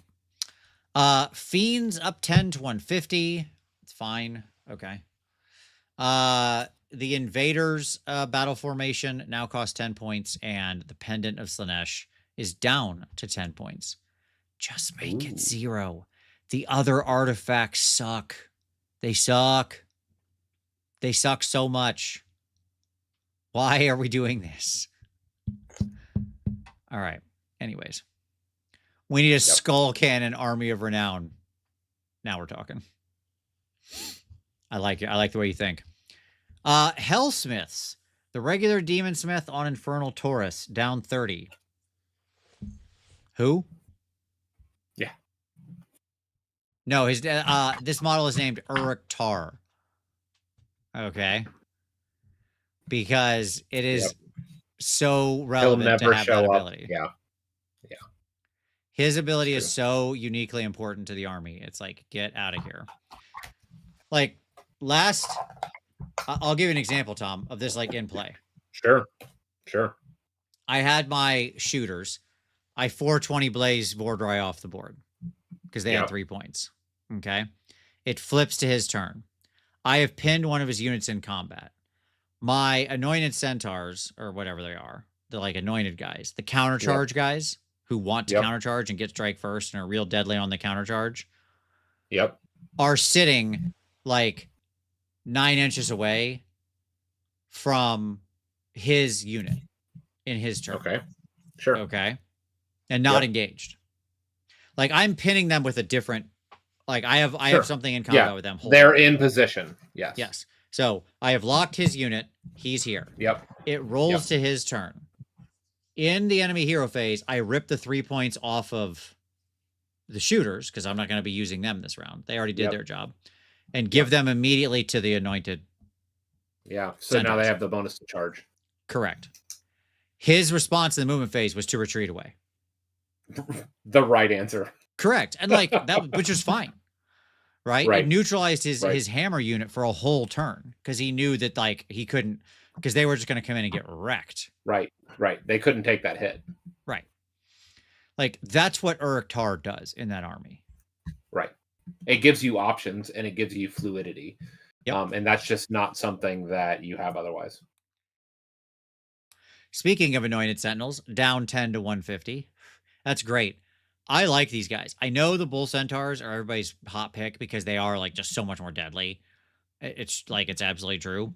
Yep. Like Bull Centaurs are really good because they have crit mortal and all of that. But I have taken like at least a 3-pack of Anointed Sentinels in every army I've taken, and they have always done super well for me. The like countercharge ability and stuff like that is just so valid. So I like them. And then the Dominator engine with Bane Maces down 10 to 160. Cool. I don't really like, this isn't going to really matter much. Like these are very minimal point drops because the main Damage Smith guy, that's irrelevant. I did play a Dominator engine heavy list. Here I tried one out. I had 3 Dominator engines. So again, that's me doing a heavy list, and it's like rule of 3. Well, I mean, I had two with maces and 1 shooter. Right? Yeah. I liked it a lot. They were very fun. Like I want to play with that list some more. I think there's some potential interesting stuff there with having a like 3 or 4 of those crazy little wacky boys running around. So this made me very happy. Of course, Vince likes the oiled up, shirtless bull dwarves. You're darn right I do. You're darn right I do. Let's get more shirtless dudes in here. I've been saying that for a long time. Okay. Magakin, it's called Wait for the Book. Got it. Skaven, the Deathmaster, we're still creeping up to 130 because we got to stop that spam somehow. And apparently writing 0 to 2 over here, it just doesn't work. Plague Priest on Plague Furnace up 20. Thankwell down 20. Vizek Scour down another 20. Tom, pop quiz. How much was Vizek Scour when his rules launched? What was his original points cost? Was it 420? Nope. Higher. 460. No, 480. Higher. Was it 500? Mm-hmm. Oof. It was that double prayer. They thought it was really good. That is a catastrophic miss. 140 points off of this unit. Well, let's see if this moves the needle for him. That's wild. Bold move, Cotton. Let's see if it pays off. Yeah, exactly. Vince, have you shown your Uruk paint job anywhere? I haven't painted Uruk-Tar yet. I will. He's up. I will paint him. I save the big centerpiece models for last when I paint my armies because that's my reward for getting through everything else. So I will paint him eventually. It's his ice cream that he gets to eat at the end. Correct. Okay. And then the Plague Pack down 10. The Rattling Warp Blaster down 20. That's got to be exciting, Tom. You just played. That's exciting for me. Yeah, I love that. I love that little unit. It's adorable. Storm Fiends down 10. What a world we live in where Storm Fiends are coming down in multiple battle scrolls, huh? Storm Vermin down another 10 to 110. We're getting there. Poor guys. The question, again, it's a foundational issue with Storm Vermin, right? The question isn't, can we find their points value? Because like there is some points value where people just spam the crap out of them. Right. Because they're just too valuable. Like I think the right number is either like 100 or 90. And the problem is that like foundationally they're still a bad unit because you just like low save 1 health units suck. Yeah. Unless they're doing something very unique. Like I'm very happy with my 1 health spear guys who have like a 3-up save and can get a 5-up because board. Because they're their giving only job you is to stand there and hand out DPP. Right. Because they're not actually doing anything. Like let me say that a different way. They are doing something, but they're accomplishing something without having to actually be in combat. Right. Correct. Exactly. And they're there as like deck chair sitters for a thing, and they can survive if someone comes and fights them. Yes. Correct. Whereas Storm Vermin have got to go get gold. Like they need to go out there and do something. I They think gotta do some 110 is work. probably their floor, by the way. I think if you go lower, you do risk people spamming them. I think that's a legitimate concern, but I think that this is the world we live in, right? Like, if they want to see those models on the table, they're going to have to be lower than 110. I guess we'll see. I mean, I know some people have been playing around with them, even at their previous 120. I guess we'll see. Warp fire throwers down 10 to 130, I think, is like really good. I think warp fire throwers are exceptionally good weapons. Like, they are a very difficult weapon team to use. I think they're good, but they're just Sure. you have to have some real finesse, is what I would say. They're so good late game. They are. Okay. They are. Yeah, I agree. They will keep people off of your flanks because they don't want to come into that range where you will be able to bring them into 10 inches and kill them. And like late game, when people's units are very depleted, you can take a 6-pack of them and just march them forward and be like, go ahead. No one wants to come in range and take the unleash. Yeah. Right. It's true. It's true. Yeah. Just like, I own this section of the board. You want to come get me? Come get me. Yeah. I've got 2 guns, 1 for each of you. Or 6 guns in this case. Okay, cool. S2D. This was a very exciting set of points changes for me personally, Tom. Because all the things I wanted to or many things, I shouldn't say all things. Many things I like to play went down in points. Including your spammable chieftain. Well, I don't run the chieftain, but yes, he did go down. You normally run the Chaos Lord, right? Correct. That's right. But I always have like a Lord on Karkadrak. I always use Demon Princes, right? So like all of this came down, just minor points, but it's cool. It does free up some space. I like that. That's all good. Abraxia in both of her forms came down 20, which is certainly fair. Be'lakor going down, I don't know if that was actually necessary, but I don't think it actually matters either because 460 to 450 is completely irrelevant. Still a whole lot. The Demon Prince is another example of a model that launched at just like very much the wrong points value and has been creeping their way down. But yeah, this is good. Frees up some points in lists that I take. I often ran like 1 to 2 Lords on Karkadrak, 1 to 2 Demon Princes in my all army, my all hero army. Then we get into the actual units. Again, more stuff I'm excited about. So much green. So much green. Yeah. Chaos Warriors going down 10 is good. I think Chaos Warriors, again, are actually a very, very, very solid anvil. Even in a 10-pack, I think they're perfectly functional. I couldn't care less about any of the Legion of the First Prince stuff because that's all not real. Therodon's going down 10. Did not see that one coming. Sure. There's some gas there. Yeah, for sure. My hero army, this is my only non-hero unit I have, is I have a unit of 6 Therodons riding around with the amazing Ogroid boss, right? Yep. Yeah, so like I'm down like 60 points or something, I think, in my list. Maybe a little more. I gotta go remake it and take a look, but I'm excited because that may let me take some more bigger Chaos Lords.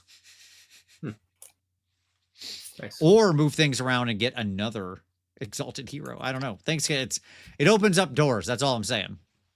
Sure. And then Varangard down 10. So there you go.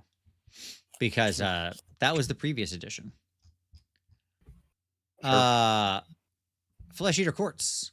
Born Archregent down 10. The Ghoul King down 10. The Ghoul King on Royal Terrorgeist and Zombie Dragon up 10. The Marrow Scroll Herald down 10. And then both of your Soggy guys down 10. Fine.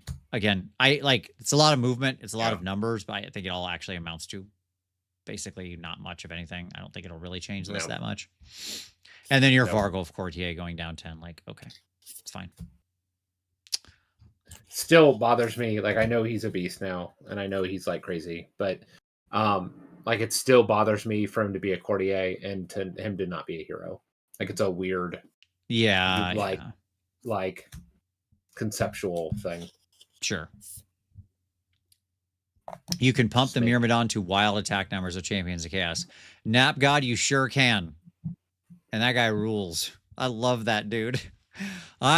People sleep on that guy. I am here for that guy. He is a rock and roll star. Every game I put him in. I also use I've started playing around with the Centaur guy. You know what I'm talking about, Tom? Like the Centurion Marshal or whatever. I really like that guy too. Marshall. Yeah. With the weird helmet. The weird Roman helmet. Yeah, the weird Roman helmet guy. Yes, exactly. I really like how that guy's been doing me some good work too.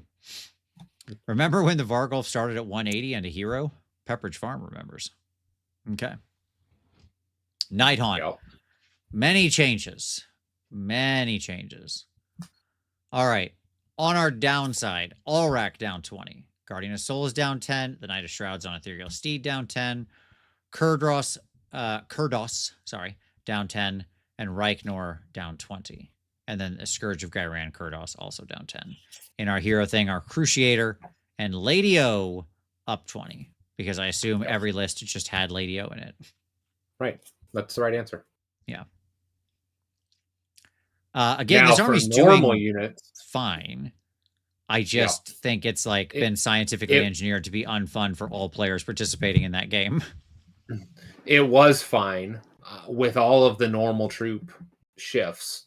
It's going to be super painful for them. Like they're going to lose a unit. Yes.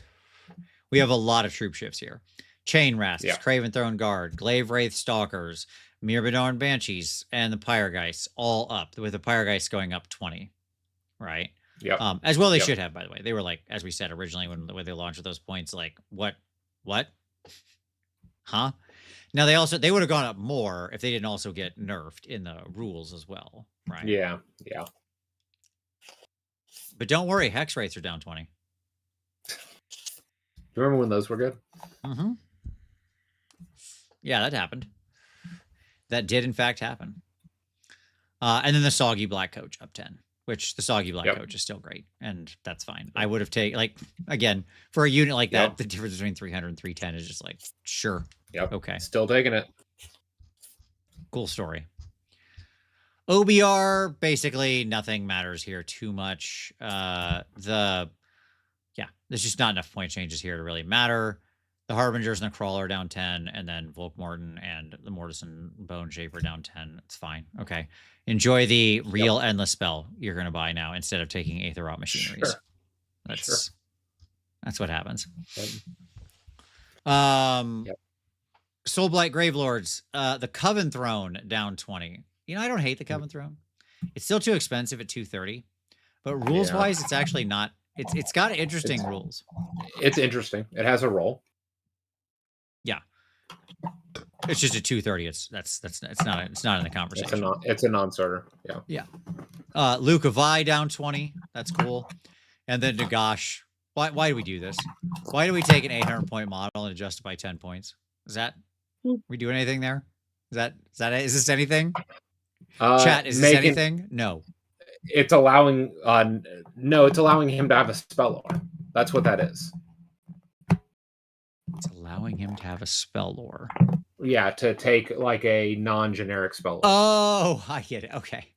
I see what you're saying. Like legitimately, like that's what that is. Yeah, I get it now. Okay, I see what you're saying. Yes. Is the same thing I just said. He can buy real manifestations now. Yeah. He gets mirror again is what happens there. Sure. It's fine. Okay. Sure. Sekar down 10. I don't actually care. The Soggy Sekar down 10, I think is actually fine. Like there's your other 10 points for your manifestation lore. Yeah. Because the Soggy Sekar is actually pretty good. Yeah. And then your Revenant Draconeth down 10 to 190. Sure. Yep. Okay. It's a bad unit. Look at this, Tom. And yet here we go again. The following units no longer have current war scrolls. Graveguard, Black Knights, Zombie Dragon. You can use the models in these units to represent the following units as appropriate, provided they're on the listed base sizes. Graveguard become Barrow Guard. Black Knights become Barrow Knights. Zombie Dragons become Revenant Draconeths. Like, first of all, everybody was already doing this, so I appreciate them just like, of course, everybody was just doing acknowledging what this is. Yeah. But again, when did we retired all this stuff? Right. And then we were like, but now here's this weird new policy where we're going to just go ahead and say and encourage you to use your old guys as new guys. And like, I'm just mystified. Okay. We'll keep going. Like this is the new friendlier GW. Sure, man. Sure. The Rabble Rouse are down 10 and Gloomspite. Who cares? Okay. Let's get to the actual units because that's where it matters. The Boingrot Bounders up 10. The Dankhold Troggoth down 10. The Doom Diver Catapult going up. And the Snarl Pack Cavalry going up 10. And the Sunstealer Wheelers going up 10. And then the Scourge of Gyran Spore Splatter Fanatics up 10 to 80 because 70 points was completely lunatic. Like, it's kind of a place where we are with this game where, like, when units cost 70 points, they almost, which I know there is one right above this, but, like, when units get this cheap, they almost instantly become a problem, right? If this wasn't so constrained, the wolf get revenue, right? The wolf get retinue, sorry. So, possible cappage. I do like GW making sure I can still use the models I own. I like it too. Yeah. I like it very much. This is what should have been done. This is what I argued for. Like, I'm thrilled to see it. Yes. I mean, we made a case for this when they retired Stormcast. Yeah, absolutely. Okay. Iron Jaws. Your Mega Boss on foot down 10, and then your Maw Crusher and your Mega Boss on Maw Crusher and your Tusk Boss on Maw Grunta both up 10. That's just them, again, trying to stop the Mega Boss spam slightly because it changes how many, like, it just changes the math a little bit. Your Brute Ragers down 10, which is fine. Nobody takes those. You always take the Weird Brute Rekkas, which are up 10, so now they're the same cost. Great. Okay. And then the Maw Grunta Gouges up 10. Fine. Yep. And then the Scourge of Gyran Gore Gruntas down 10 to 190. This is one of the few, still looking for that number. Yeah, exactly. We still haven't found it. That's not it. This is one of the few misses, just like true misses. Yeah. From Soggy Rules, right? Yep. So, it's a shame. I wish my Gore Gruntas were better, but they're not. So there we are. Cruel Boys, Gobsprak down 20, Swamp Boss Scumdrak down 20. Do you remember where Swamp Boss down 20? Gobsprak started at the beginning of the edition. You're gonna play the same game in reverse. Okay, very good. No, I literally couldn't remember at all. I'll take a guess just for fun. Go ahead. I'm gonna say he started at the start of the edition. Do you mean 4th? Right? You're saying at the index? Yep. Index points. Yep. Okay. Yep. And the scroll has not changed, to be clear. Okay. Cool. Like when they got the manual. Yeah, that's fine. I'm gonna say 380. I think it was. I think you're right on the number. 380. Now, he has lost a third of his value. Yeah, sure. Yeah. Like, I think that they can't all be winners, Tom. Like, I really do think that, like, he probably is the largest percentage jump of misses that we've had. Like, yeah, over time of just like actual points as a percentage of like total. drift of like what it started at and where it's at now. Sure. And what's fascinating to me about it is, like, anybody who's tried to put him in a list understands he doesn't actually have a function outside of his counterspell. Sure.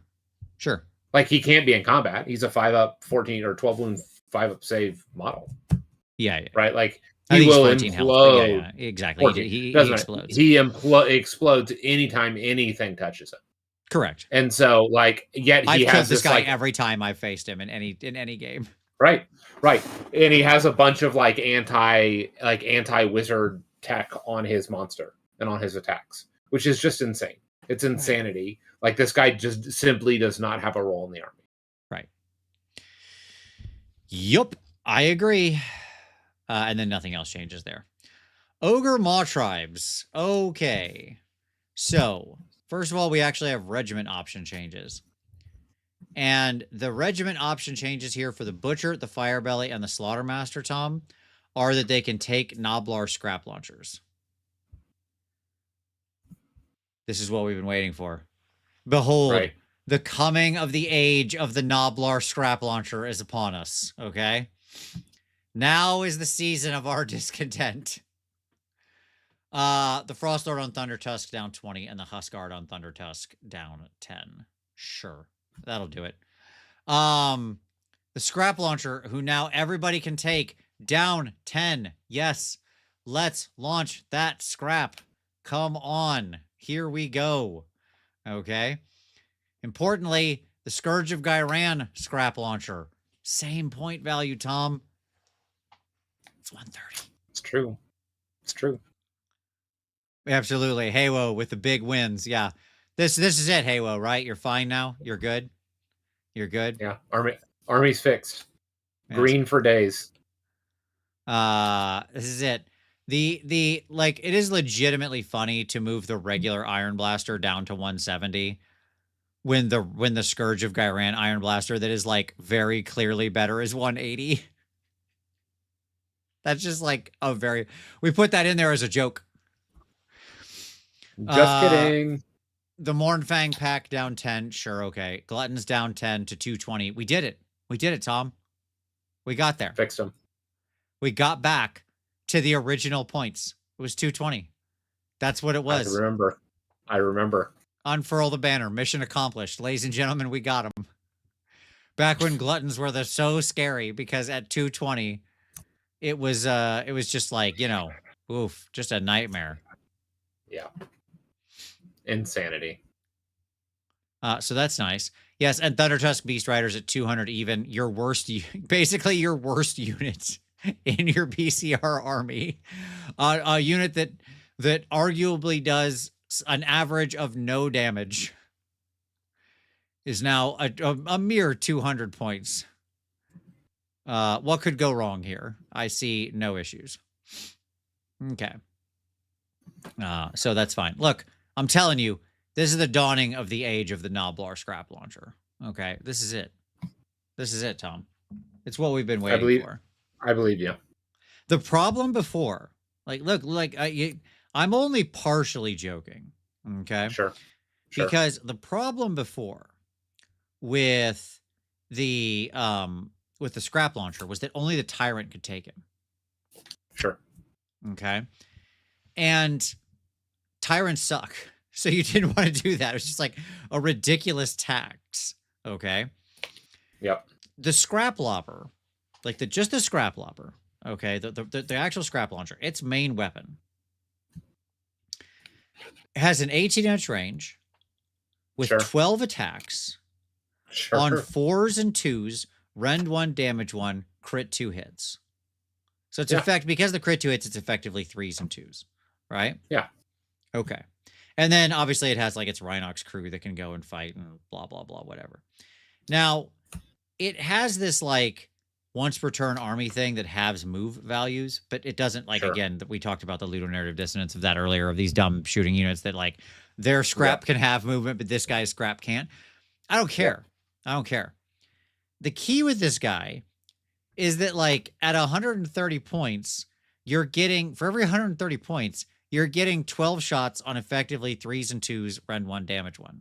That's actually quite a lot of shots. Yeah. Right? Yeah, it is. So I love the idea of 5 of these. Okay. Not spammy or anything. No, yeah, it's fine. Let's take 5 of them. Okay. That's only 650 points in my army. That's the definition of spam. Continue. Not even a third of my army, Tom, is in scrap launchers. Yep. I understand.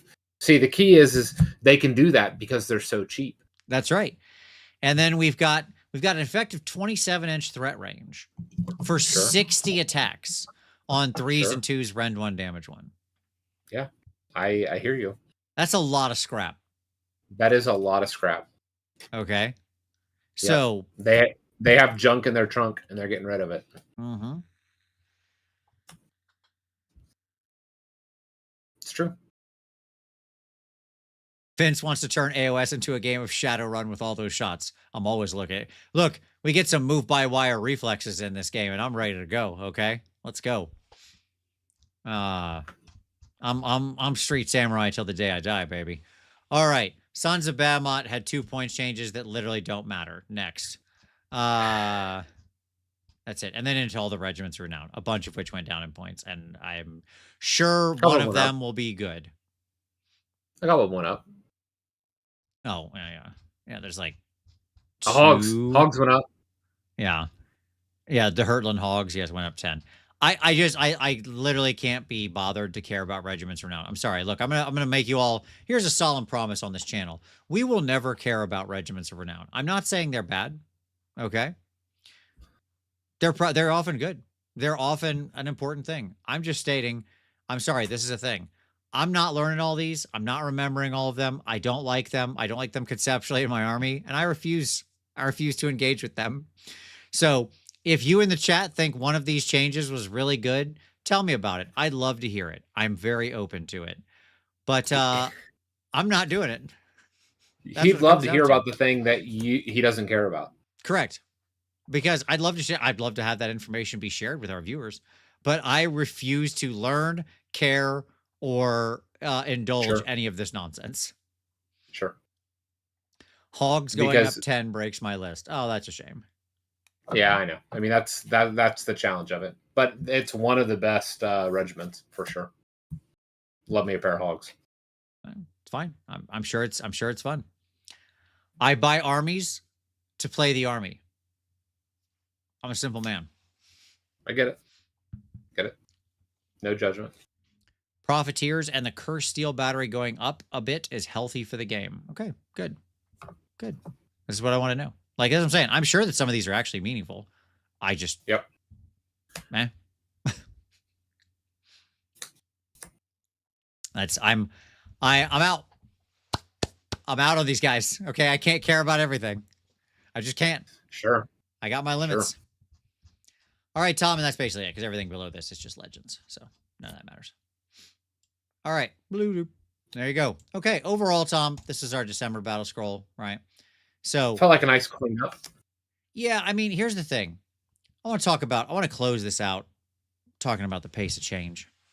Okay. By the way, if you haven't hit like yet, go ahead and do so. Hit that button, click a thing, make a ding, be cool. Thank you to everybody who's been chatting the whole time, giving good feedback, all of that. Thank you to everybody for your for the super chats, for all of that. Drop that in. It does help support the channel. Let's talk about the pace change, because this is normally one of the two big battle scrolls, right? Sort of the way it works is your summer and your end of year are the two big ones, and your spring and your fall are like more minor adjustments. Yeah. Or emergency patches. Yep. So, but we've got a challenge, right? Which is we've got the pace of change in this game, right? Yep. And what do you think right now about the pace of change that we're under? Too fast, too slow, overall right? Like, how do you feel? How do you think people are reacting to it? And by the way, audience, I want to know your thoughts on this too. How does everybody feel about the pace of change in the current game of AOS as it sits right now? What do you think? I think it's too fast. And it's taken me a while to get to this point. I have come to the conclusion that I think that the entire system itself is too fast. Like the 4-year turnaround, to such a degree that I've watched multiple people go, okay, well, 4 months, 6 months into an edition, I'm out for this edition. I'll be back in 4 years, and I'll check it out in 4 years. Sure. Right. And to me, like, you mean the 3-year cycle, but I get what you're saying nonetheless. Is it only 3 years? I thought it's 4. No, it's 3 years. Oh, Jesus. Yes, the 3-year cycle, even worse, right? Like, sure. Like this next year should be the new edition of 40K, and then the year after that will be the new. Like we're halfway through this edition right now. As of this battle scroll marks the halfway point for this edition. Yes, I stand by my statement, doubly so. The 3-year cycle is just simply too fast. Arguably, like, I like the, how do I want to say this? Let me answer a question real quick. Lenblad, no, I'm not speaking just on behalf of Soggy Stuff. I'm saying Soggy Stuff represents change. I think that was mostly positive. So I'm talking about everything, though. Battle scrolls, new armies, books, right? All these things represent change in the ecosystem, the Soggy rules, any of that, right? So I'm just high level pace of change. I'm sorry. Go ahead, Tom. Yeah, I mean, I think for me, like in the from a long term, big picture perspective, like it is rapidly changing, and the pace of change mirrors what you would expect of like competitive video games, Okay. like a major patch every 3 months, Sure. right? With maybe like a large annual season change with major like seasonal whatever, like it in a very real way it does map to like the video game tempo. But the problem is that this hobby isn't a video game. Right. Like the purchase to table meta is a real journey. It's a long one. It's going to take me, another several months to get done with my Hellsmiths at minimum. Right. And so like it leads to, if you're not like completely bought into like churning armies and like just dry brushing them and getting them on the table to minimum paint standards, then just literally to just check out and just to not engage in any of the meta stuff at all. Mhm. Because by the time your army's on the table, the rules are going to be completely different. Yeah. Do you think there's because when I look at this, I think it's a mixed bag. Okay. Unless you're Tom Guan. Yeah, sure. Yeah. Yeah, and Absolutely. that's the statement of that. I think if you're a competitive person, it's too slow. If you're a fun game, the pace is too fast. Yeah, absolutely. I've joked I'll be done with my Lumineth by 6th edition. Absolutely. Yeah. I think it's uneven in a non-positive way. Let me explain what I mean. Yeah. I think with books, generally we would like to see those faster and be more meaningful, like be worth Sure. buying and full of meaningful change and interesting content and options, right? And I think stuff like Soggy, like the Scourge of Gyran, should be happening more, like once a year minimum. Sure. I would Okay. agree with that. I think a lot of like little rules changes and tweaks. This now works like this. This now works like this. Like legitimately, when I look, like when somebody casts a manifestation, I'm like, okay, I vaguely know what that does, but it's changed in the nuanced detail so many times. I'm like, legitimately, I'm not sure. I'll have to look that up. Correct. I don't trust my knowledge of like I used to basically have an encyclopedic knowledge of what everything was. I don't trust my knowledge of anything anymore at all. Right. Because it changes so minutely every single time. Yep. Like, and I don't want to just be like old man yelling at clouds, right? But there does seem to be like legitimately it feels like we've pivoted from a like change of pace situation to such a degree that it is a negative. Yeah, and I feel like we're focusing on like the changes on the wrong stuff. I don't think anybody would complain about Soggy, right? Like if next year we got it in like the first or second quarter, we got another Soggy edition, I don't think people would be angry about having 2 more War Scroll options in their armies or 3 more artifacts to choose from or something like that. Like, yeah, that's changed, but I think most people would go, neat. That didn't invalidate anything I did, right? Yeah. Like if I was painting, I'm painting these Anointed Sentinels, right? Yep. If I suddenly got a second version of them that I could use, it's your thing about Celeste, right? If I suddenly got a second version of them I could use, that's nothing but positive upside. Correct. Right? Correct. Yep. Excuse me. My God. I'm sorry, everybody. But if suddenly these guys go up 20 points because people start taking them. Yep. And they get some like really annoying rules change that makes me want to take them even less. That's meaningfully impactful, right? Right, because all the hours that you've invested in are not as valuable. Yeah. So I don't know, man. I find myself like unsure of what to say there as far as that goes, except to say that I think it's too fast in the wrong way. This might be a whole show. Yeah, Maybe this is a whole show we do. I'll tell you what, folks. Here's what I'll say. If you watch till the end, we're going to close out here. Drop me a comment about what you think the pace changes. What's good, what's bad. I want to build a show on this, and I want your feedback. So drop me down a comment, whether you're watching now live or whether you're watching this in the future. I want to know what you think. I really do want to get the sense of the community on this one. Yeah, for sure. All right. Well, there we go. That's the battle scroll. It's here. Hey, everybody. That's it. Thank you so much for watching. Really appreciate everybody being here, as always. Don't forget to hit like if you haven't already on your way out. It's so easy. You just lean over on your phone, on your television, on your something. I don't know. Click a button. Do something. It's cool. And it really helps. Support the show. Check out the other podcasts in the Vinci Cinematic Universe. New episode of Fireball Gazebo is out. You can find that down there. New episode of Snarlcast is out. This was the double release week. So it's a podcast-a-thon. Like, you can finish this and go right to more Vince content. It's going to be so exciting. We're talking all about marathon games. The best way to play the game. So check it out. Okay. That's that. How you did this week. Oh, what did we do? Yeah, you're sorry. That was 2 weeks ago, wasn't it? Marathon 2 weeks ago. Yeah, you're right. Sorry. Look, man, we do a lot. I do a lot of podcasts. I can't even keep it all straight. Know your own content. That's all I know. I'm sorry. At any rate, check out New Stallcast and New Fireball Gazebo. We talk about cool role-playing stuff. How about that? And we talk about indie war games. Those are both true. Also, of course, merch store, blah, blah, blah, affiliate links. Hey, look, it's Christmas time. Maybe people are going to get some hobby money, some Christmas money. Maybe you want to pick up some hobby supplies. Those affiliate links down there are just waiting for you to save some of that money and help it go farther and also help our channel. So there you go. At any rate, thank you, everybody, for watching. Really do appreciate it.